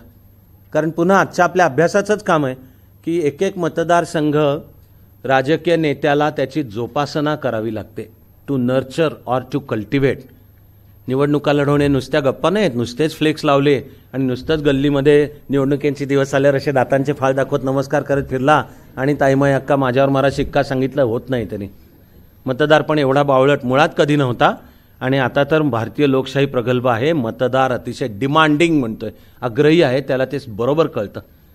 तर हा काही कामात आहे का? अडीअडचणीला धावून येतो का? आमची आली तर पहिले कोणाला आम्ही हे एकूण जर दिसून आलं तर लोक मग त्याला म्हणजे नेम रेकग्निशन किंवा फेस रेकग्निशन की आम्हाला माहिती आहे हा, किंवा मग पक्षाचा जबरदस्त बेस तरी असावा लागतो की तिथं दगड जरी उभा केला तरी तो लोक पक्षाचाच बेस इतका आहे की जर त्या पक्षाने दिला नाही तर आम्ही त्या दगड्या धोंड्या ह्याला आम्ही ज्याला असेल त्याला. पण ते म्हणजे तो तर ज्यांचं राजकारणात आणि निवडणुकीवर लक्ष यायचंय, ज्यांची इच्छा आहे निवडणूक लढ, त्यांना तो जोपासना करावी लागते मतदारसंघ. अशी केल्यानंतर एक दिवशी जर अचानक जाहीर झालं की आता हा महिलांसाठी राखीव, ते एक तर ज्यांनी त्याची जोपासना केली असा पुरुष पुढारी असल्यास त्याच्या पोटात खड्डा. बरं मग तरी त्याला विचार करावा लागणार, मग माझ्या जागी कोणा? माझ्या बायकोला देऊ का? गर्लफ्रेंडला देऊ का? बहिणीला देऊ का? बायकोच्या बहिणीला देऊ का? बायकोपेक्षा काही वेळा बायकोची बहीण जास्ती जवळची असते ना. हा पण एक फार मोठा गैरसमज आहे की निवडून जरी स्त्रिया आल्या तरी त्यांच्या पाठून खरे पुरुषच कारभार करतात. हे पहिल्या टप्प्यात कदाचित दिसलं असेल, पण हे खरं नाही आहे. महिलांना पण जसं ती जागा तिचं लक्षात येणं चालू झालं तसं त्यांनी आपलं स्थान बळकट करून दरवेळी केवळ त्यांच्या पाठचा पुरुष जे सांगतोय तसं करतील असं अजिबात नाही. उलटा असायची शक्यता जास्ती हे सांगतोय मी. निवडून पुरुष आलाय पण तो रोज घरात बायकोला विचारतोय की काय करू. निवडणुकीचा संबंध नाही, पण हे तुम्ही चाणक्य मंडलमध्ये पाहताच आहात. मी स्वानुभवाने सांगतोय तुम्हाला. गैरसमज आहे हा. मलाच लक्षात आहे, नंतर मी ॲडिशनल कलेक्टर म्हणून पुण्यात आलो. निवडणुका होऊन गेलेल्या होत्या आणि जिल्हा परिषदेत 33% होत्या. तर महसूल मुख्यालय, महसूल विभागाचं मुख्यालय, तिथला ॲडिशनल कलेक्टर IASच असावा लागतो आणि कलेक्टरचे सर्व अधिकार त्याच्याकडे असतात. असा एक महाराष्ट्रातला एक संकेत आहे. तर त्यामुळे पुणे जिल्ह्यातल्या सगळ्या नगरपालिका आणि सगळ्या ग्रामपंचायती माझ्या हाताखाली होत्या. तर त्याचा अर्थ झाला की जिल्हा परिषदेची जनरल बॉडी सर्वसाधारण सभाला मी कधी कधी उपस्थित राहू शकायचो. म्हणजे मी जर सांगितलं की मी राहणार आहे उपस्थित तर तशी कायद्यात परवानगी होती. तर हे निवडणुकांनंतर नवी बॉडी निवडून आली. 33% स्त्रिया होत्या आणि जिल्हा परिषदेचं पुणे जिल्हा परिषदेचं पहिलं बजेट मांडलं जाणार होतं. तर माझ्या मनातल्या अनेक गणितांमुळे हे क्षण मोलाचे आहेत आणि जरा मला तिथे असणं मला आवडणार आहे म्हणून मी होतो. तर ते जनरल बॉडीचं बजेट मांडलं गेलं. त्यात 15% स्त्रियांच्यासाठी बजेटमधली 15% राखीव जागा राखीव निधी हा तर होता आणि सभागृहात 33% स्त्रिया होत्याच. तर चर्चेमध्ये आलटून पालटून 3-4 पुरुष सदस्यांच्या बोलण्यात महिलांना आम्ही 33% जागा दिल्यात की. दुसरा कोणी म्हणतो महिलांसाठी आम्ही 15% रक्कम दिली आहे की. असं जरा 3-4दा झालं. तर एक निवडून आलेल्या तरुण, त्या मला व्यवसायाने मला शिक्षिका होत्या बहुधा, पण त्याची मला खात्री नाही आहे, पण अर्थातच पहिल्यांदाच निवडून आलेल्या, असं 3-4 जणांचं झालं. त्या निवडून आलेल्या सदस्य, महिला सदस्य उभ्या राहिल्या. जे कडाडल्यात, मी सांगतो दुर्गेचाच अवतार, म्हणजे दुर्गेचा जे कडाडल्या आहेत त्या म्हणले काय नाटक लावलंय गेले 4. हेच ही भाषा बरं का, मराठीची जी ताकद आहे. ते त्या उभ्या राहिल्या. त्या म्हणले काय नाटक लावलंय तुमचं, मगापासून ऐकलंय, आम्ही दिले, तुम्ही देणारे कोण म्हटल्या. काय तुम्ही दिले काय, मेहरबानी केली काय, असं. आणि गप होते सभागृह, गप. पण सगळ्या पुरुष सदस्यांना माहिती आहे की घरी जायचं पण आहे ना, आज आपल्याला जेवण पण मिळायला पाहिजे. महिलांचं पण ही दुरुस्ती पण नाही झालेली आणि सभागृहामध्ये महिलांचं प्रतिनिधित्व कमी असतं. आता त्याला पुढे आलेला एक विचार आहे की दुरुस्ती होईल तेव्हा होईल. प्रत्येक पक्षाने आपापलं ठरवावं की आम्ही 1/3 तरी तिकीटं महिला उमेदवारांना देणार आहोत. व्यक्तिगत मी तुम्हाला सांगतो की उद्या असं काही करायचं जरी ठरलं तरी मला अशी एक शंका आहे की नाहीतरी जिथला आपला उमेदवार पडणारच आहे. पक्षांना माहिती असतं बरं का, त्यांना भाषा काही करू द्यात, भाषा बोलायचं त्याला की आमचे सगळेच निवडून येणार आहेत असं जरूर करू द्यात. मनसेने जर ठरवलं असतं की यावेळच्या निवडणुकीत उमेदवार उभे करायचे तर 48च्या 48 उमेदवार मनसेचे प्रचंड बहुमताने आले असते निवडून. आता ठीक आहे, आता ते त्या पक्षाचं शेवटी निवडणूक लढवतानाचं काम आहे म्हणण्याचं, पण मनात माहिती असतं त्यांना की आपले स्ट्रॉंग मतदारसंघ कोणते, निश्चित कोणते, येऊ शकतो कोणते, थोडंसं जास्ती काम केलं तर कोणते, आणि कुठे आपल्याला आशा नाही आहे. तिथले उद्दिष्ट पक्षाचा बेस वाढवू द्यावा लागतो उमेदवारालाही माहिती असतं. आणि कोणीच उमेदवार निवडणूक लढवताना मला माहिती आहे मी हारणार आहे पण तत्वाच्या मुद्द्यासाठी मी उभा आहे असं म्हणत नाही कोणी. चुकीचं, तो येडा बावळट अयोग्यच ठरेल असं सांगतोय मी की तो निवडणूक लढवायला म्हणजे राजकारणाने निवडणुकीच्या त्याला योग्य नाही. त्याला निवडणूक लढवताना ठामपणे घ्यावीच लागते भूमिका की मी येणारच आहे निवडून. देशातली सर्वात मोठी कोणती क्रांती असेल तर मी निवडून येणे, नंतर मतं 7च मिळतील, मग दोष EVMला द्या वाटल्यास. पण निवडणूक लढवतानाचा आहे तर काही वेळचा उद्देश हा असतो की जरी माहिती असलं तरी पक्षाचा बेस वाढवला पाहिजे, पक्षाचं अस्तित्व दाखवून दिलं पाहिजे. आत्ता उभा त्याला लगेचही लक्ष नसतं, पण ह्याला आत्ता उभं केलं तर नेम रेकग्निशन, पुढची कर काम आणखी 5 वर्ष, पुढच्या वेळी तुला आणखीन जास्तीचं मिळेल, अशी राजकीय गणितं त्या सगळ्यातली असतात त्यातली. म्हणून 1/3 महिलांना द्यावं. पण थोडीशी माझ्या मनात शंका आहे की जरी असं झालं तर बहुधा जाऊ दे, नाहीतरी जे पडणारच आहेत सांगायला मोकळे की 1/3 आम्ही दिली. तिकडे ओरिसामध्ये बिजू जनता दलचे नवीन पटनाईक यांनी मात्र आपणहून हे पाऊल उचललंय.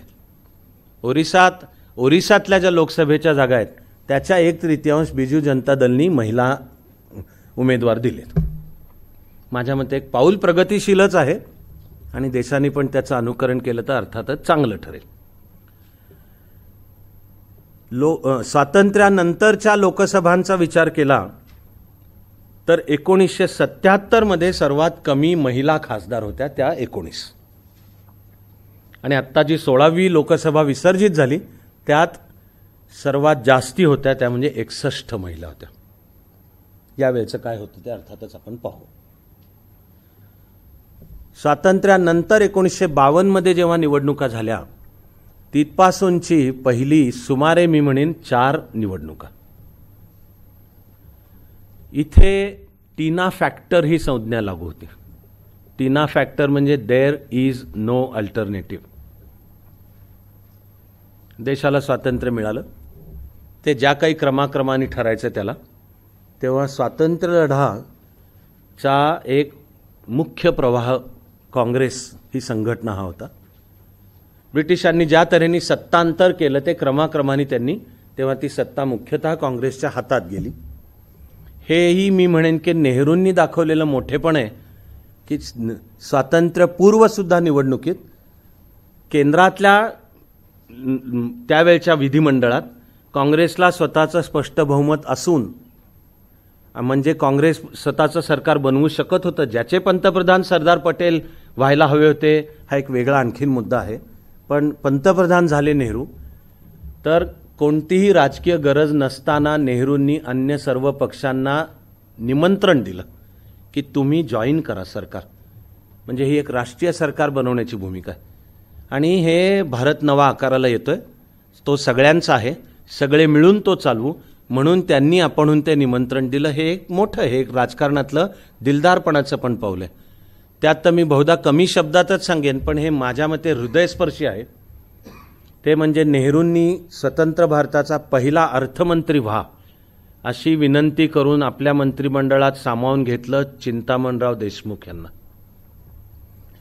चिंतामणराव देशमुख एक थोर, one of the greatest ever असे ICS अधिकारी आधी. ते ICS असतानाच अपने बलबूते पे जागतिक ख्यातेचे अर्थशास्त्रज्ञ सुद्धा होते. म्हणजे अलीकडच्या काळातलं असं दैदिप्यमान नाव डॉक्टर विजय केळकर यांचं आहे. IAS अधिकारी आणि इन हिज ओन राईट एक वर्ल्ड क्लास इकॉनॉमिस्ट तसे होते. चिंतामणराव देशमुख रिझर्व्ह बँकेचे पहिले भारतीय गव्हर्नर पण होते. त्यांना नेहरूंनी पाचारण केलं अर्थमंत्री व्हा म्हणून. आता नेहरू कायमच समाजवादी विचाराचे होते, त्यांच्यावर सोव्हिएट रशियाचा प्रभाव होता आणि नेहरूंच्या संकल्पनेतला स्वतंत्र भारत पण समाजवादी समाजरचना या वाटेवर वाटचाल करेल म्हणून नियोजन आयोग आणि शासन नियंत्रित अर्थव्यवस्था. ठीक आहे. चिंतामणराव देशमुखांची विचारधारा समाजवादाची नव्हती. राजकीय आणि आर्थिक रूढ शब्द वापरायचा तर चिंतामणराव देशमुख उजवे, राईटिस्ट, म्हणजे मुख्यतः भांडवलशाही, म्हणजे मुक्त अर्थव्यवस्था, अर्थव्यवस्थेवर सरकारचं नियंत्रण नाही, अर्थव्यवस्था बाजार नावाची जी गोष्ट आहे इन्स्टिट्यूशन तिच्यानुसार या मताचे होते. त्यांना पाचारण करताना नेहरूंना माहिती होतं हे, पण ही जी जास्त व्यापक दृष्टी आहे आणि चिंतामणराव देशमुखांचा तो अर्थातच कर्तृत्वामुळे अधिकार होता म्हणूनच हे चांगलं घडलं की स्वतंत्र भारताचे पहिले अर्थमंत्री चिंतामणराव देशमुख.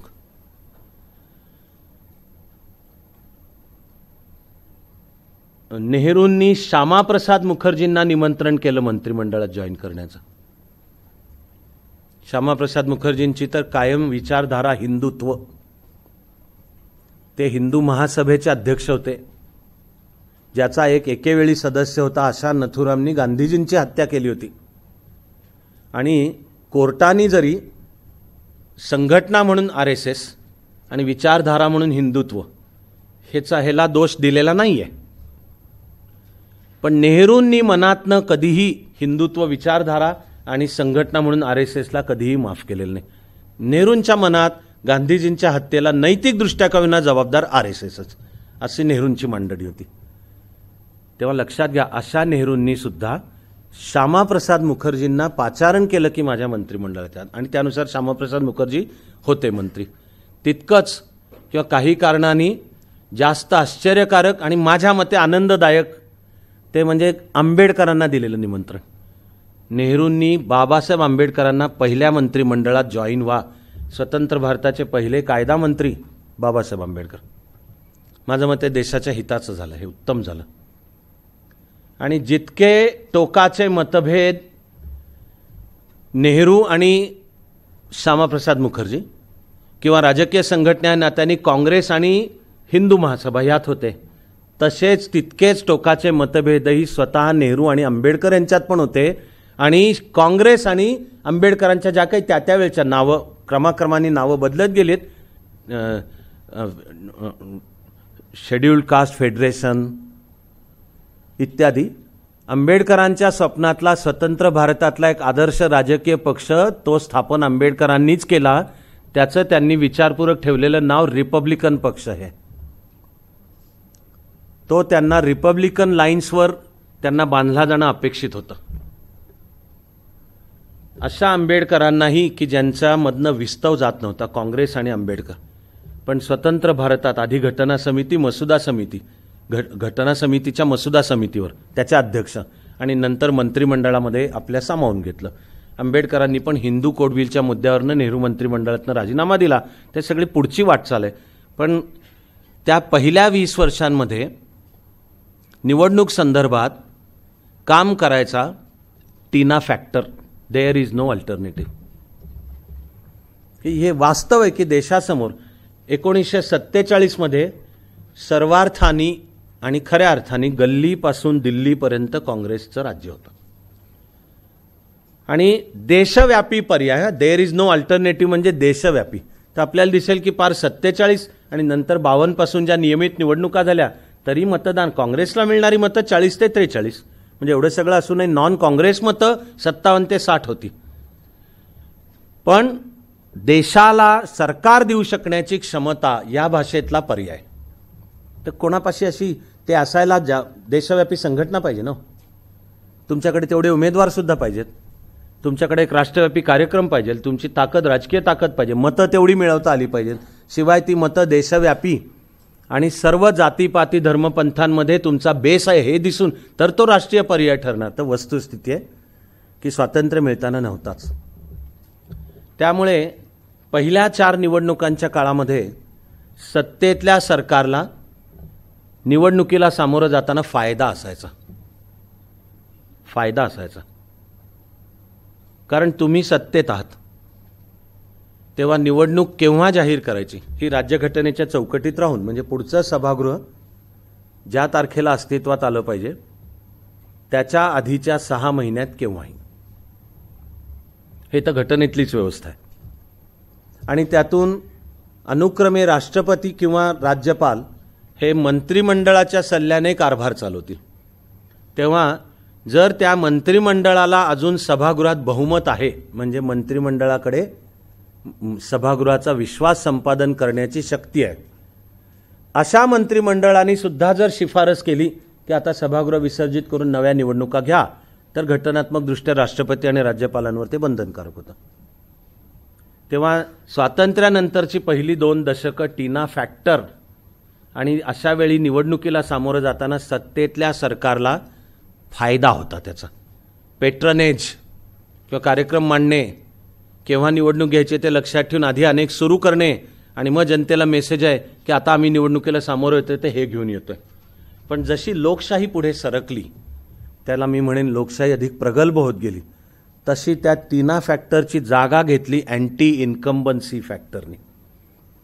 मतदाराला क्रमाक्रमाने त्याची ताकद अधिकाधिक समजत गेली, मतदारांच्या अपेक्षा वाढत गेल्या, आणि आता तर आज तर चित्र आहे की निवडणुकाला सामोरं जाताना सत्तेत असलेल्या सरकारला धडकी असते पहिली, ती म्हणजे अँटी इन्कम्बन्सी फॅक्टर.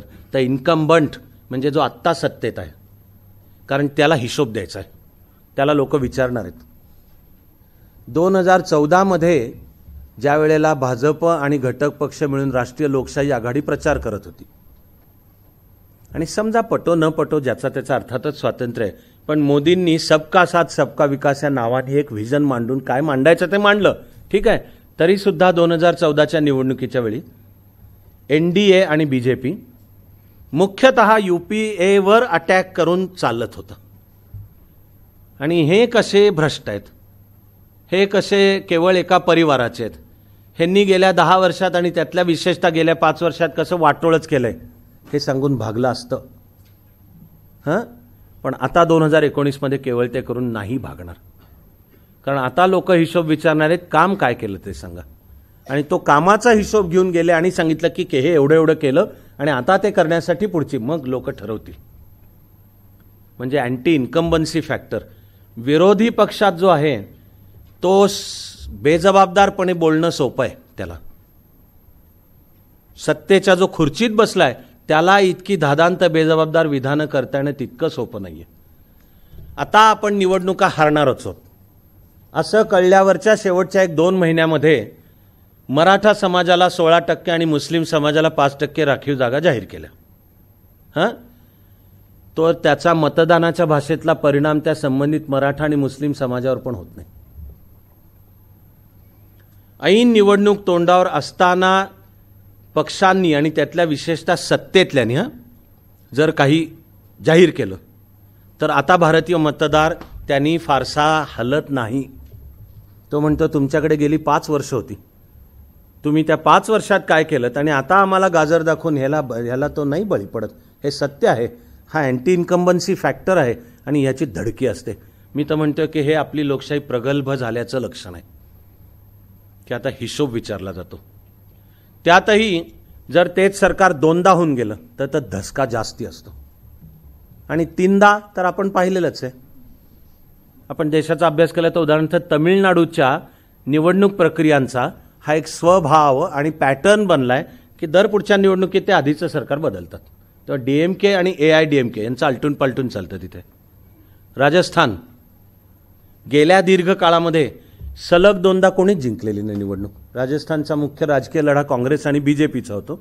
तर ते निवडणुकीच्या वेळचं म्हणजे इन्कम्बंट काँग्रेस असेल तर ती निवडणूक BJP जिंकतं, इन्कम्बंट BJP असेल तर ती काँग्रेस, असंच चालू आहे. विधानसभेच्या झाल्या तर शिवराजसिंग चौहान यांच्या नेतृत्वाखाली सलग 3दा BJPने निवडणुका जिंकल्या होत्या. तर एक मतदाराचा माइंडसेट पण बनतो. हा जवळजवळ मानवी स्वभावाचाही भाग आहे की हे जरा 15 वर्ष होते सत्तेमध्ये, आम्हाला बदल हवा आहे. काही वेळा तर बदल फॉर द सेक ऑफ बदल, की आम्हाला जरा गेली 15 वर्ष तेच चेहरे पाहून आम्हाला जरा वेगळे चेहरे हवेत. किंवा मतदार मग पनिश करण्याच्या मूडमध्ये, हे सत्य, हे सांगतो मी, राजकीय जीवनाचं हे सत्य की मतदार पनिश. मोदींच्या नेतृत्वाखाली सुद्धा गुजरातमध्ये 3दा जिंकली आणि त्याच्या आधीचं पण एक सरकार BJPचंच होतं ज्याचे केशुभाई पटेल मुख्यमंत्री होते.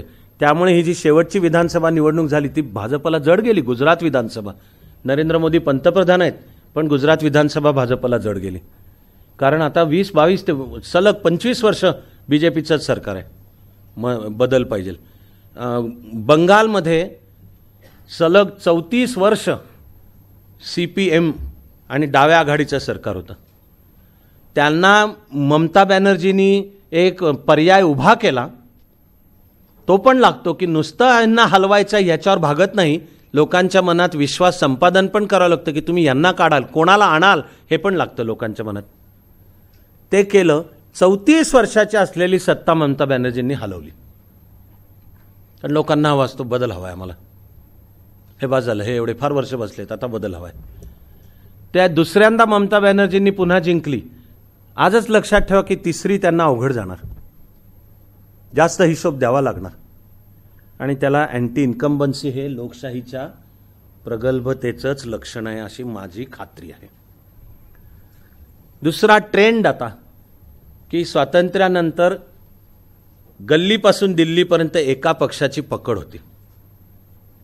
त्याचं नाव आहे एकपक्षीय प्रभुत्व. ते हालायला सुरुवात झाली 1967च्या निवडणुकीत. उत्तर भारतातल्या 8 राज्यांमध्ये काँग्रेसचं स्पष्ट बहुमत गेलं, प्रथम विधानसभांमधलं. राजकीय उत्क्रांतीमध्ये आणखी 10 वर्षांनंतर मग केंद्रातली सत्ता काँग्रेसच्या हातून प्रथमच गेली, म्हणजे जनता पक्षाचा विजय 1977. त्या जनता पक्षामधला एक मोठा घटक स्वतः मूळचे काँग्रेस निवासीच होते, पण केंद्रातली सत्ता गेली, पुन्हा मिळवता आली. पण भारतीय लोकशाहीनी खरोखर एका नव्या कालखंडात प्रवेश केला असं निश्चित म्हणता येईल. ते वर्ष 1989 सांगता येतं कट ऑफ. ते म्हणजे आता एका पक्षाच्या प्रभुत्वाचा कालखंड तर संपला, पण एका पक्षाच्या प्रभुत्वाचा संपला म्हणून त्याच्या जागी अजून दुसऱ्या पक्षाचा आला नाहीये. याला नाव आहे आघाड्यांचा कालखंड, अलायन्स पॉलिटिक्स, आघाड्यांचा कालखंड. आणि मी व्यक्तिशः सांगतो की हे विधान मी आजच करतोय असं नाहीये. 89 साली मी शासकीय यंत्रणेत होतो. तिथे शासकीय नियमानुसार सार्वजनिक दृष्ट्या राजकीय विधानं करण्यावर मर्यादा होती, पण मित्रांमध्ये किंवा शासकीय व्यासपीठावर काही निरीक्षणं नोंदवून दाखवायचे तर तिथे मी हे सांगितलेलं आहे की भारताच्या लोकशाहीनीच पुढच्या टप्प्यात प्रवेश केलाय. आपण जर जागतिक लोकशाहींचा सुद्धा अभ्यास केला तर आपल्याला खरंच असं दिसून येईल.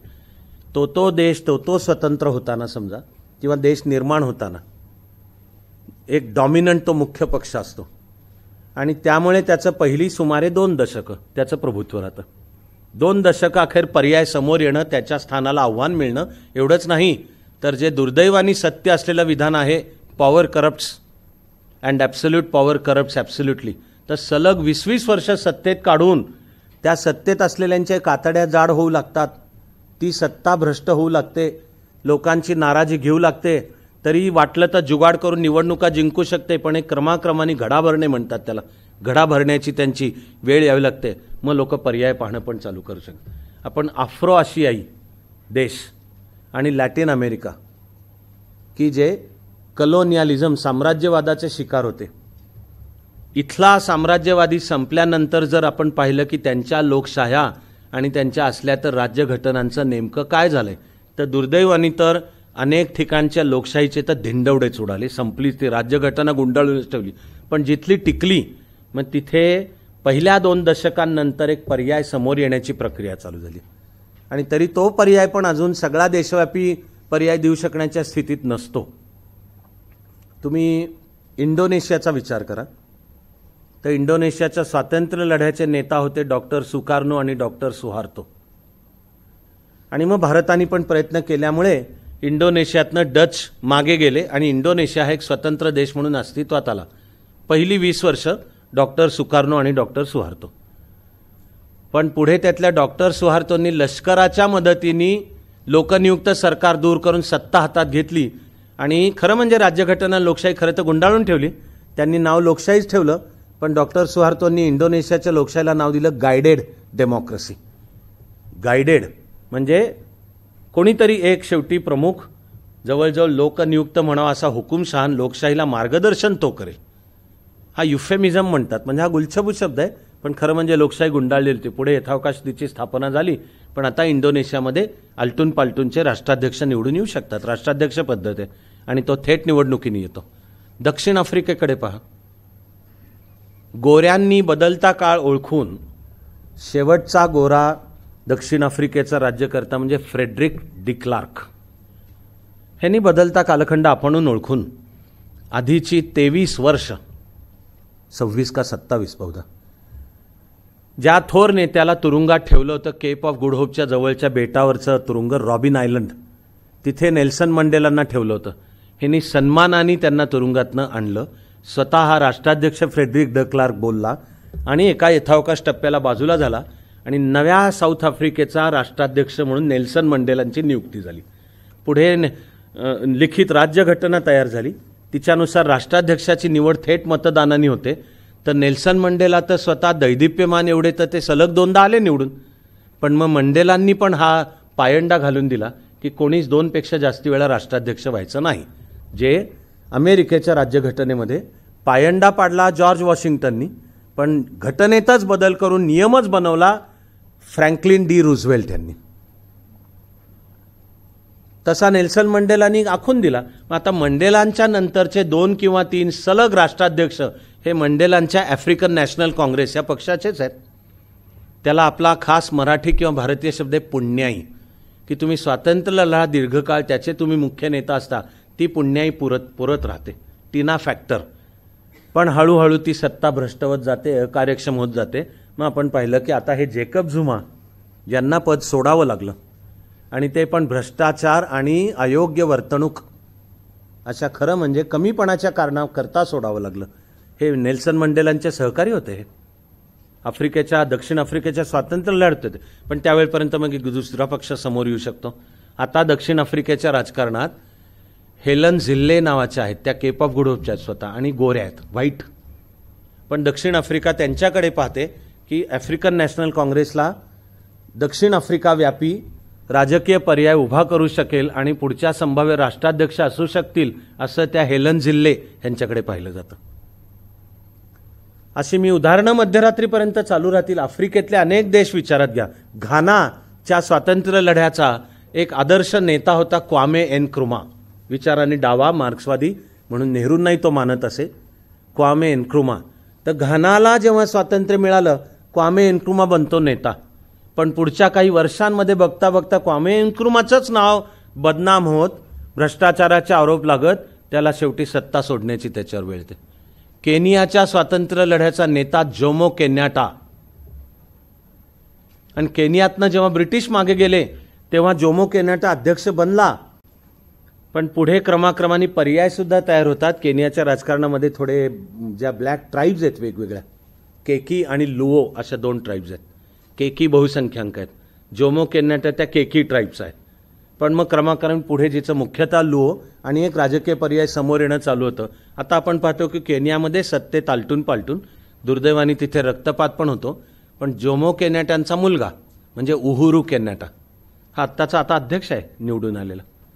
तेव्हा एकूणच दिसेल की लोकशाह्यांच्या उत्क्रांतीचा हा एक प्रकारचा अपरिहार्य प्रवास आहे. एकपक्षीय प्रभुत्वाकडनं आधी आघाड्यांचा कालखंड म्हणजे कोणाच पक्षाला धड बहुमत नाही आणि सरकार बनवायचं असेल तर 2, 3, 5, 7, 17, 20 असे. ॲक्च्युली ना आपल्याला इकडे बसून जगाकडे पाहताना अनेकदा लक्षात येत नाही की इस्रायल आहे एवढासा देश आहे, टिचभर 1.5 पुणे जिल्हा एवढा इस्रायलचा आकार आहे आणि अजूनही इस्रायलची धड लोकसंख्या 1 कोटी पण नाही, त्याच्या खालीच आहे. हां, पण इस्रायलमध्ये कधीही एका पक्षाचं सरकार असत नाही. इस्रायलमध्ये कायम आघाडी सरकार आहे. हा आत्ताचा पंतप्रधान बिन्यामिन नेतन्याहू ज्याच्यावर भ्रष्टाचाराचे अनेक आरोप आहेत, केसेस आहेत आणि त्या पदात पद जायची शक्यता आहे, लवकरच निवडणूक आहे. त्याच्या आत्ताच्या पक्षाचं नाव आहे लिकुड. तो राजकीयदृष्ट्या मानला जातो उजवा म्हणजे ज्यूइश नॅशनॅलिस्ट आणि तो कडक म्हणजे टोकाचा ज्यूइश नॅशनॅलिझम मानणारा अशाचा तो मानला जातो. इस्रायलच्या राजकारणामध्ये डावे पण पक्ष आहेत, समाजवादी विचाराचे पण आहेत आणि आलटून पालटून सत्तेत असतात. ते इस्रायलचा एक आदर्श मानला गेलेला राज्यकर्ता शिमॉन पेरेज, ह्याला नोबेल पुरस्कार आहे शांततेचा आणि तसं त्याचं काम पण आहे. तो लेबर पक्षाचा म्हणजे तो समाजवादी, त्याची विचारधारा समाजवादाची आहे. इस्रायलमध्ये मुळात देश एवढासा असूनही एका पक्षाचं स्पष्ट बहुमत कधीही असत नाही, कायम आघाड्यांची सरकार असतात. भारताबद्दल मी मांडायचो की एकपक्षीयकडनं आघाड्यांचं 1989 पासून मी म्हणलंय की माझ्या अंदाजाने ही एक पिढीभर टिकेल. पिढी म्हणजे सरासरी 25 वर्ष.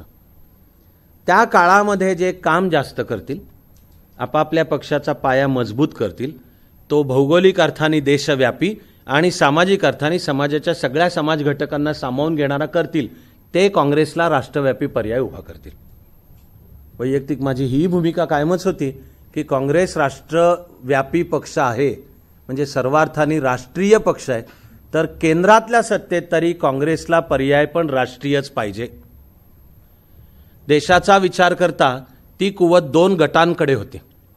काँग्रेसला राष्ट्रीय पर्याय देऊ शकण्याची एका वेळपर्यंत ताकद डाव्या गटांची होती, मुख्यतः कम्युनिस्ट आणि त्यांच्याबरोबरचे विविध डावे गट, विचारधारा, केडर बेस. त्या डावा एक स्पष्ट कार्यक्रम समाजासमोर ठेवून लोकांकडे जाणे आणि एक देशव्यापी शक्ती की आम्ही देशाला पर्यायी सरकार देऊ शकतो असे डावे. आणि अर्थातच 2014 मध्ये लोकांनी अंतिमता ज्यांच्या हातात ठेवलं म्हणजे बीजेपी, ती पण एक स्पष्ट विचारधारा, तिच्यानुसारचा असलेला कार्यक्रम तो घेऊन लोकांच्याकडे जाणे. पण 1989 ते 2014 म्हणजे एक्झॅक्ट 25 वर्ष ठरतात. हा कालखंड आघाड्यांचा आहे. आता कोणी म्हणेल त्याच्यात RSSनी केलेलं काम, शाखेपासून होणारी जोपासना आणि मग संघ परिवार असं ज्याचं नाव आहे त्या विविध किंवा जगातली नाव नोंदणीच्या, एकतर RSS स्वतः जगातली सर्वात मोठी स्वयंसेवी संस्था आहे म्हणजे सदस्यत्वाचं तिथं काही नियम बंधन आणि काहीच नाही, ऐच्छिक आहे सगळं, अशी जगातली मोठी. अखिल भारतीय विद्यार्थी परिषद जगातली सर्वात मोठी विद्यार्थी संघटना आहे.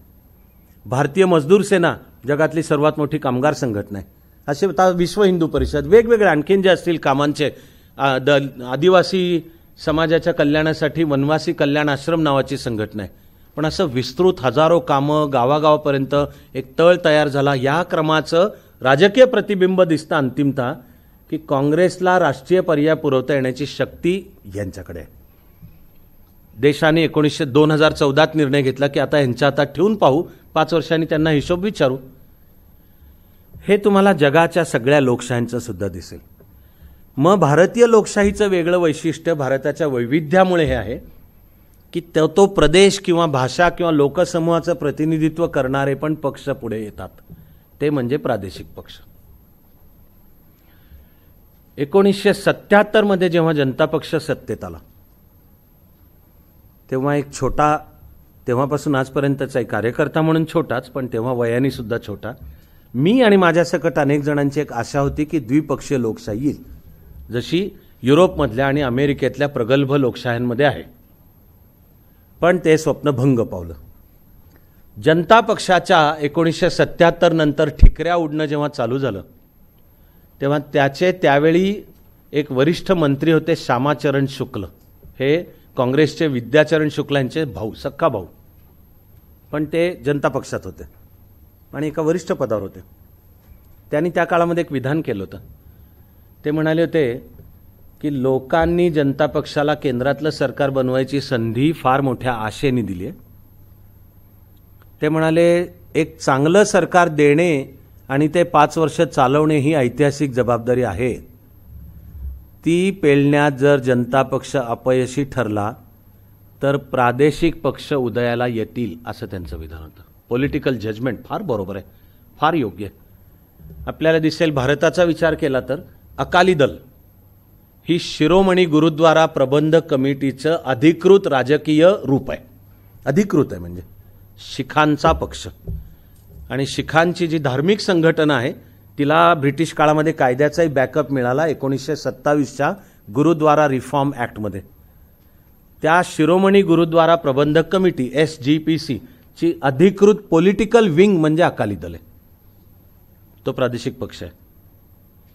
काश्मीरमध्ये शेख अब्दुल्लांच्या नेतृत्वाखाली आधी तिचं नाव होतं मुस्लिम कॉन्फरन्स, पण काश्मीरचं लोकांचं नेतृत्व शेख अब्दुल्ला, लोकमान्य नेता शेख अब्दुल्ला हे त्यांचं स्थान झाल्यावर शेख अब्दुल्लांनी नाव बदलून ते केलं नॅशनल कॉन्फरन्स.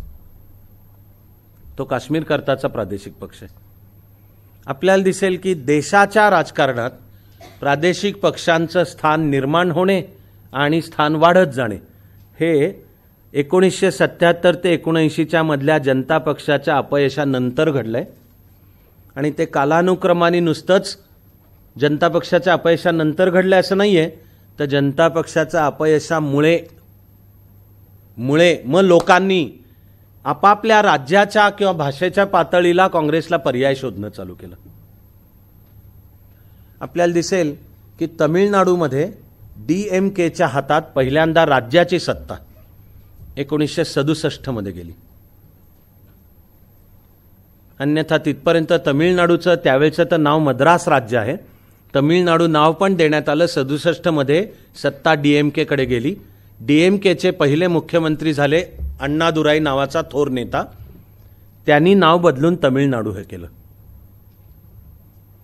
त्या राजकारणात आधी काँग्रेसचंच राज्य होतं. नंतर बराच काळ काँग्रेस आणि DMK, पण बघता बघता राज्यातली काँग्रेस जवळजवळ नामशेष होत आता गेली 4 दशकं जवळजवळ तमिळनाडूचं राजकारण फक्त DMK आणि AIDMK यांच्यात राहतं. केरळ तर 2 आघाड्यात. काँग्रेसच्या नेतृत्वाखालची आघाडीचं नाव आहे UDF, युनायटेड डेमोक्रेटिक फ्रंट. आणि आधी CPI, तो CPI 1964 मध्ये फुटला आणि एका गटाने नाव CPM घेतलं. तर बंगाल आणि केरळमधला एक मुख्य पक्ष तो क्रमाक्रमाने बनत गेला CPM. तर केरळमधली डावी आघाडी तिचं अधिकृत नावच लेफ्ट डेमोक्रेटिक फ्रंट LDF आहे. त्यातला मुख्य घटक पक्ष आणि नेतृत्व CPM कडे असतं. पण केरळमध्ये आता गेली 5 दशकांपेक्षा अधिक काळ कोणा एका विशिष्ट पक्षाला स्पष्ट बहुमत राज्याच्या पातळीला कधीच नसतं. आघाड्या आहेत आणि आलटून पालटून पण चालतं. कर्नाटकामध्ये जनता पक्षाची फाटाफूट झाली तेव्हा रामकृष्ण हेगडेंच्या नेतृत्वाखाली 1980च्या दशकात कर्नाटकातला जनता पक्ष हा राज्याच्या पातळीला काँग्रेसला पर्याय पुरवू शकेल अशी संघटनात्मक ताकद असलेला पक्ष म्हणून आकाराला आला. पुढे त्याची पण आणखीन फाटाफूट होत गेली आणि ती टोकं एवढी की आता तो नुसता जनता दल देवेगौडा गट. आणि मग कर्नाटकचं सरकार आत्ता बनवताना त्यांचा मुलगा म्हणजे कुमारस्वामी ह्याचा नेता आणि काँग्रेसच्या पाठिंब्यावर मग सरकार बनतं. आंध्र प्रदेश तेलगू देसमचा उदय 1982च्या मार्चमधला आहे. त्यावेळचा एकसंध आंध्र, त्यातला प्रचंड आकर्षण असलेला अभिनेता म्हणजे NT रामाराव, नंदमुरी तारक रामाराव, NT रामाराव.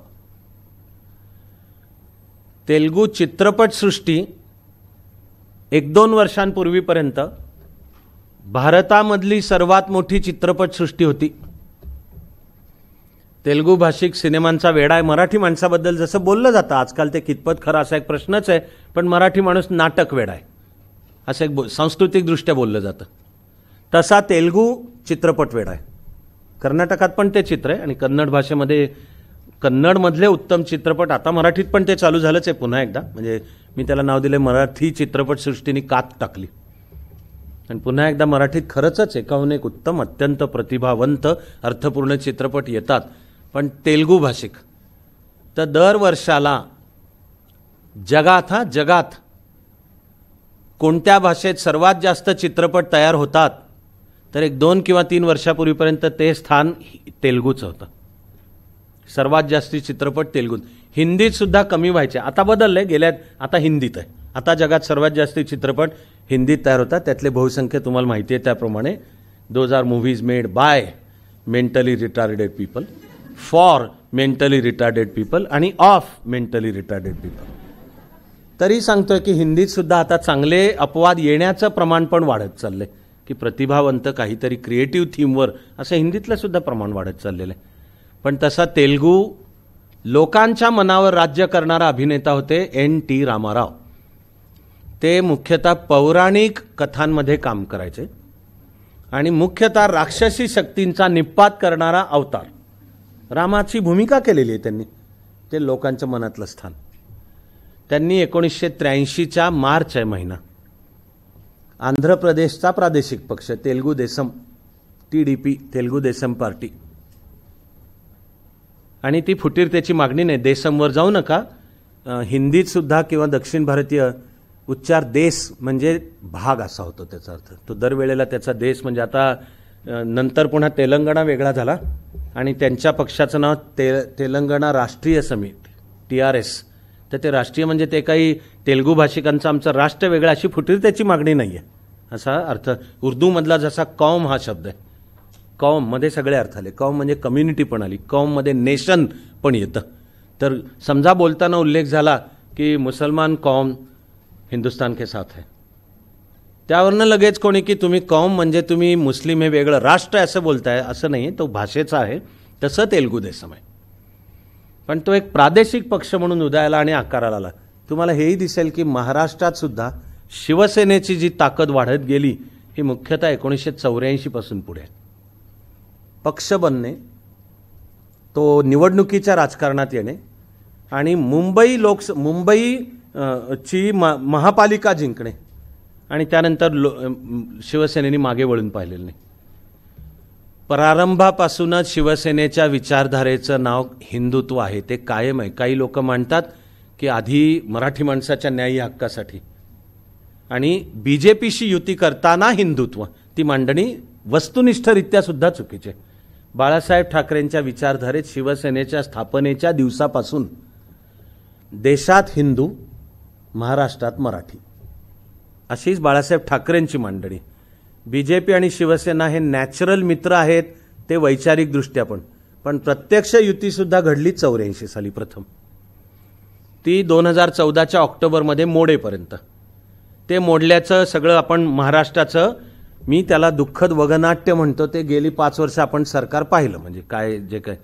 पण कल चाचण्यांमध्ये पण दिसून आलं की जर आता येतील लोकसभा काँग्रेस आणि आघाडी तर वेगवेगळी लढणार, ते लढतील का एकत्र येतील. शिवसेना BJP जर वेगवेगळे लढले तर दोघं मिळून हम डुबेंगे तो साले तेरे को भी लेके डुबेंगे म्हणून डुबतील. तर तो सरळ सरळ मतदाराचा कौल आहे, तो लक्षात आल्यामुळे वेळच्या वेळी शिवसेना भाजपनी आपापले आपसातले मतभेद मिटवले आणि एकसंध समोर जायचं ठरलं. ते ज्या दिवशी झालं त्या दिवशी तूर्त तरी बोलायचं तर महाराष्ट्राचा निकाल त्याच दिवशी लागलेला आहे. आता प्रश्न फक्त जागा किती, 2-5 इकडे तिकडे. 2014मध्ये सेना भाजपला 42 जागा होत्या, काँग्रेसला 2 आणि राष्ट्रवादीला काँग्रेसच्या दुप्पट म्हणजे 4. आता मतमोजणीचे कल त्यांना जे सांगायचं ते वेगवेगळं सांगतील कोणी, पण कोणीही नाकारत नाही की महाराष्ट्रात ओव्हरवेल्मिंग म्हणजे 48 पैकी जवळजवळ 2/3 किंवा 3/4 हे सेना भाजप युतीला. तर ते मतांच्या बेरजेचं राजकारण आहे. पण प्रादेशिक पक्षांचं स्थान आणि वाढत जाणे असा जर आपण शोध घेतला तर आपल्याला दिसेल की ते 77 पासून पुढे आहे. मग आघाड्यांच्या राजकारणाच्या काळामध्ये हळूहळू प्रादेशिक पक्ष आता केंद्रातली सत्ता बनवणं चालू करतात. तिथे त्यांचा रोल महत्त्वाचा ठरतो. उदाहरणार्थ 1999 मध्ये जे राष्ट्रीय लोकशाही आघाडीचं सरकार बनलं, अटलजींच्या नेतृत्वाखाली. तर तिथे त्यांचा घटक पक्ष होता तेलुगू देसम. त्याच्याकडे काहीतरी 40-42 जागा होत्या आणि ती राष्ट्रीय लोकशाही आघाडी जर एकूण 17 पक्षांची मिळून बनलेली असेल तर फक्त तेलुगू देसमकडे अशा जागा होत्या की त्यांनी जर पाठिंबा काढून घेतला तर राष्ट्रीय लोकशाही आघाडीचं सरकार कोसळेल. बाकी कोणाकडेच नव्हतं. बाकी कोणीही जरी पाठिंबा काढला तरी राष्ट्रीय लोकशाही आघाडीची बेरीज 272 राहत होती. 272च्या खाली यायला तेलुगू देसमनी जर पाठिंबा काढून घेतला तर आता 272च्या खाली. मग चंद्राबाबू नायडूंनी त्याचा उपयोग करून त्याला जे काही वाटले तशा आंध्र प्रदेशच्या विकासासाठी टर्म्स जास्तीच्या, मग हे राजकीय त्याचं चालतंच. पण प्रादेशिक पक्षांचं स्थान आणि प्रादेशिक पक्षांना केंद्रात स्थान, त्या वर्षांमध्ये पण आपल्या देशाचा अभ्यास करताना, आणि मी आज इथे थांबायचा निर्णय घेणार आहे. अजून भाग दिन घेऊ का नको, ज्यांना स्वेच्छेने यायचं असेल ते या का नका असं मी सोडून, घाई करायचं काही कारणच नाही आहे. पण विचारपूर्वक या इथल्या म्हणजे स्लाइड नंबर 17 ही इथे या मुद्द्याला नीट आकार देऊन प्रार्थनेसाठी आपण थांबणार आहोत. पुढचे किती आहेत मला माहिती आहे आणि आपल्याला घाई करण्याचं काही येणं ऐच्छिकच आहे, सांगितलं जाईल. उरलेले प्रादेशिक पक्षांची भूमिका आणि स्थान. तर 1977 नंतरच्या वर्षांमध्ये असं म्हणणारे काही होते की जर काँग्रेसला तसाच राष्ट्रव्यापी असलेला एक पर्याय समोर आला नाही तर जे कडबोळ्यांचं सरकार बनेल त्याच्या देशाच्या हिताला बाधा पोचू शकते. कारण प्रादेशिक पक्षांचा वर्ल्ड व्ह्यू प्रादेशिक असतो. त्यांना आपल्या प्रदेशातल्या निवडणुका जिंकायच्या. त्यामुळे देशाचं काय होईल, परराष्ट्र धोरण काय आहे ते नंतर बघू, असं होऊ शकतं असं त्यांचं होतं. मी त्या काळामध्ये भूमिका मांडली होती की मला काय अशी भीती वाटत नाही. उलटं आहे, प्रादेशिक पक्ष जर देशाच्या पातळीला सहभागी होऊ लागले तर त्यांचा वर्ल्ड व्ह्यू विस्तृत होऊन तो देशव्यापी बनेल. माझं हे विधान राज्यघटनेवरच्या माझ्या भरवशावर आधारित आहे की बेस आहे त्याचा देशाची कॉन्स्टिट्यूशन. आणि तुम्ही एकदा तिथल्या पदांवर बसलात की ते विक्रमादित्याचं सिंहासन आहे. तुम्ही राज्यघटनेला बांधील आहात. आता तुम्ही तिथे जर बसलात तर घेण्याचे निर्णय देशाचं हित डोळ्यासमोर ठेवूनच तुम्ही घेतले पाहिजेत. हे जजमेंट मी बोललो होतो असं घडेल. 1996च्या निवडणुकीत काँग्रेसचं बहुमत गेलं. बीजेपी सर्वात मोठा पक्ष म्हणून उदयाला आला आणि राष्ट्रपतींनी अटलजींना पहिलं निमंत्रण दिलं सरकार बनवायला. ती काहीतरी 170, 72, 73 जागा होत्या बीजेपीकडे. पण म्हणजे आणखी 110 आवश्यक होत्या. 162, 63 होत्या. बीजेपीला आणखी 110 सुमारे, हा एक्झॅक्ट आकडा नाही आहे, जागांची आवश्यकता होती. तर अटलजींना राष्ट्रपतींनी म्हणजे सरकार बनवा आणि 3 आठवड्याची मुदत दिली. त्यानुसार 29, 30, 31 मे ला विशेष अधिवेशन बोलवलं लोकसभेचं आणि त्याचा एक कलमीच कार्यक्रम विश्वासदर्शक प्रस्ताव. ते काय 272 बेरीज भाजपला गोळा करता आली नाही. त्यामुळे अटल बिहारी वाजपेयींनी तो मुद्दा मान्य केला आणि लोकसभेतनं त्यांनी सांगितलं की मला मान्य. ते निघाले आणि राष्ट्रपतींकडे त्यांनी राजीनामा दिला. त्यानंतर काही काळासाठी चित्र होतं की मग आता बीजेपी तर सरकार बनवू नाही शकत, काँग्रेस जी काही संख्या होती त्याच्या आणखी खाली येऊन लोकसभेतला बीजेपीपेक्षा लहान पक्ष बनलाय, सरकार कसं काय बनायचं. कारण काँग्रेस आणि भाजप व्यतिरिक्त आणखी 2 आघाड्या होत्या देशात. एकीचं नाव लेफ्ट फ्रंट, ती सीपीएमच्या नेतृत्वाखाली. दुसरीचं नाव नॅशनल फ्रंट, ती तेलुगू देसमच्या नेतृत्वाखाली होते. नुसते NF-LF जरी एकत्र आले तरी बेरीज कुठं जवळपास पण जात नव्हती 272च्या. 1996च्या जून महिन्यात असा अनिश्चिततेचा कालखंड काढल्यानंतर काही काळांनी ठरलं की ओके, NF-LF एकत्र येऊन सरकार बनवतील आणि काँग्रेस त्यांना बाहेरून पाठिंबा देईल.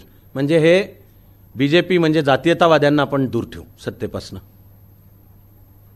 यासाठीच्या एका राजकीय कार्यक्रमासाठी सरकार NF-LFचं आणि काँग्रेसचा बाहेरून पाठिंबा, मग ती बेरीज 272 क्रॉस करत होती. असं ते सरकार बनलं. असं सरकार अस्थिर असणारच आहे. पण मुद्दा हा आहे की प्रादेशिक पक्षांना केंद्रातल्या सरकारमध्ये स्थान तेव्हा मिळालं.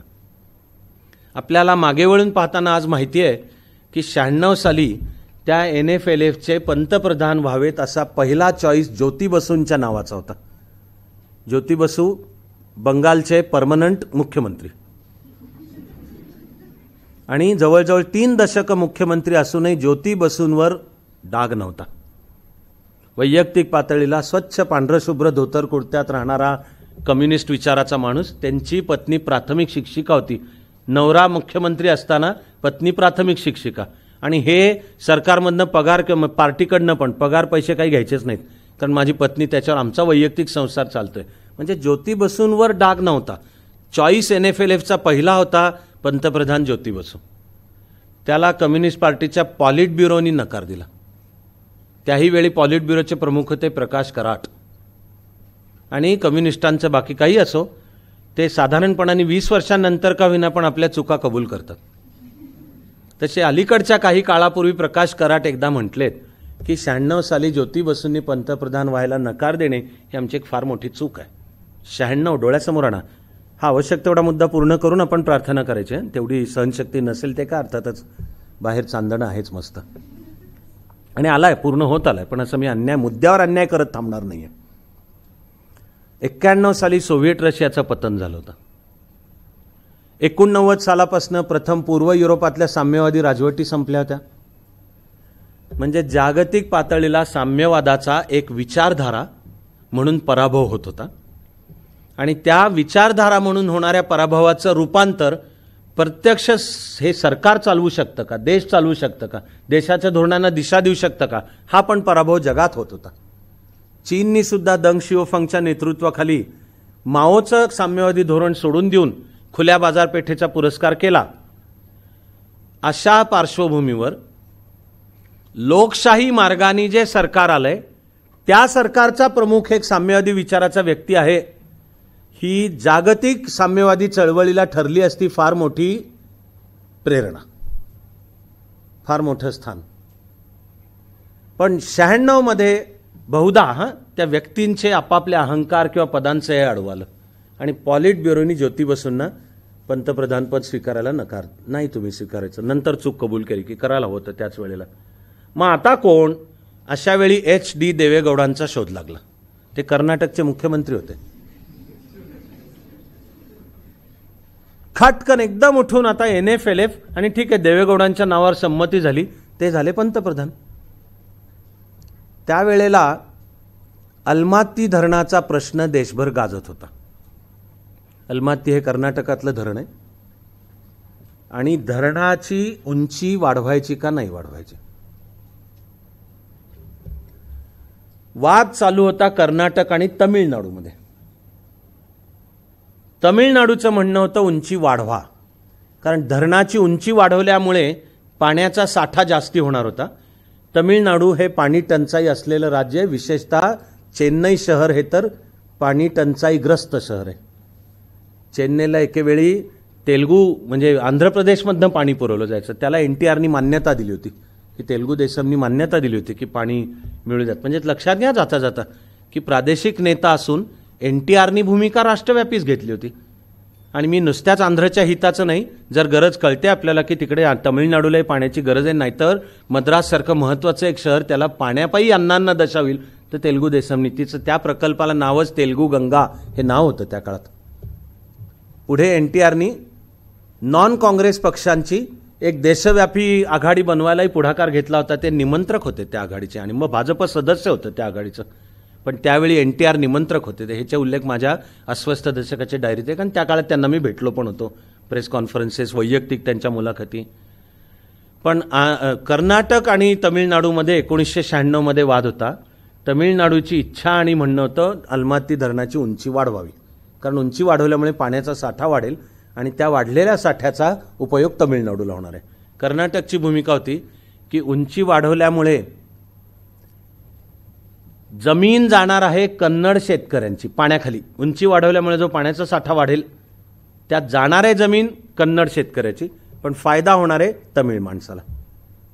तेव्हा कर्नाटकचे मुख्यमंत्री म्हणून अलमाती धरणाची उंची वाढवायला HD देवेगौडा यांनी विरोध केला होता. अचानक ते पंतप्रधान झाले. तर पंतप्रधान झाल्यावर ज्या काही पहिल्या फायली असतील त्यांनी सह्या केलेल्या पंतप्रधान पदावरनं, त्याच्यात त्यांनी अलमाती धरणाची उंची वाढवायला मान्यता दिली. आणि त्यांना विचारलं पण गेलं की असं कसं काय. ते म्हणाले मी तेव्हा कर्नाटकचा मुख्यमंत्री होतो, मी कर्नाटकचा प्रवक्ता आहे ना त्यांनी बोलतो. आज मी देशाचा पंतप्रधान आहे, तर सगळा देश माझा आहे आणि माझं काम आहे सगळ्या देशाची मी काळजी घ्यायला पाहिजे. तर प्रादेशिक पक्ष म्हणजे जणू ते देशाच्या एकात्मतेला धोका आहे असं काही यत्किंचितही बाळगायचं कारण नाही. पण पुढचा भाग आपण बहुधा पुढच्या शनिवारी पाहू.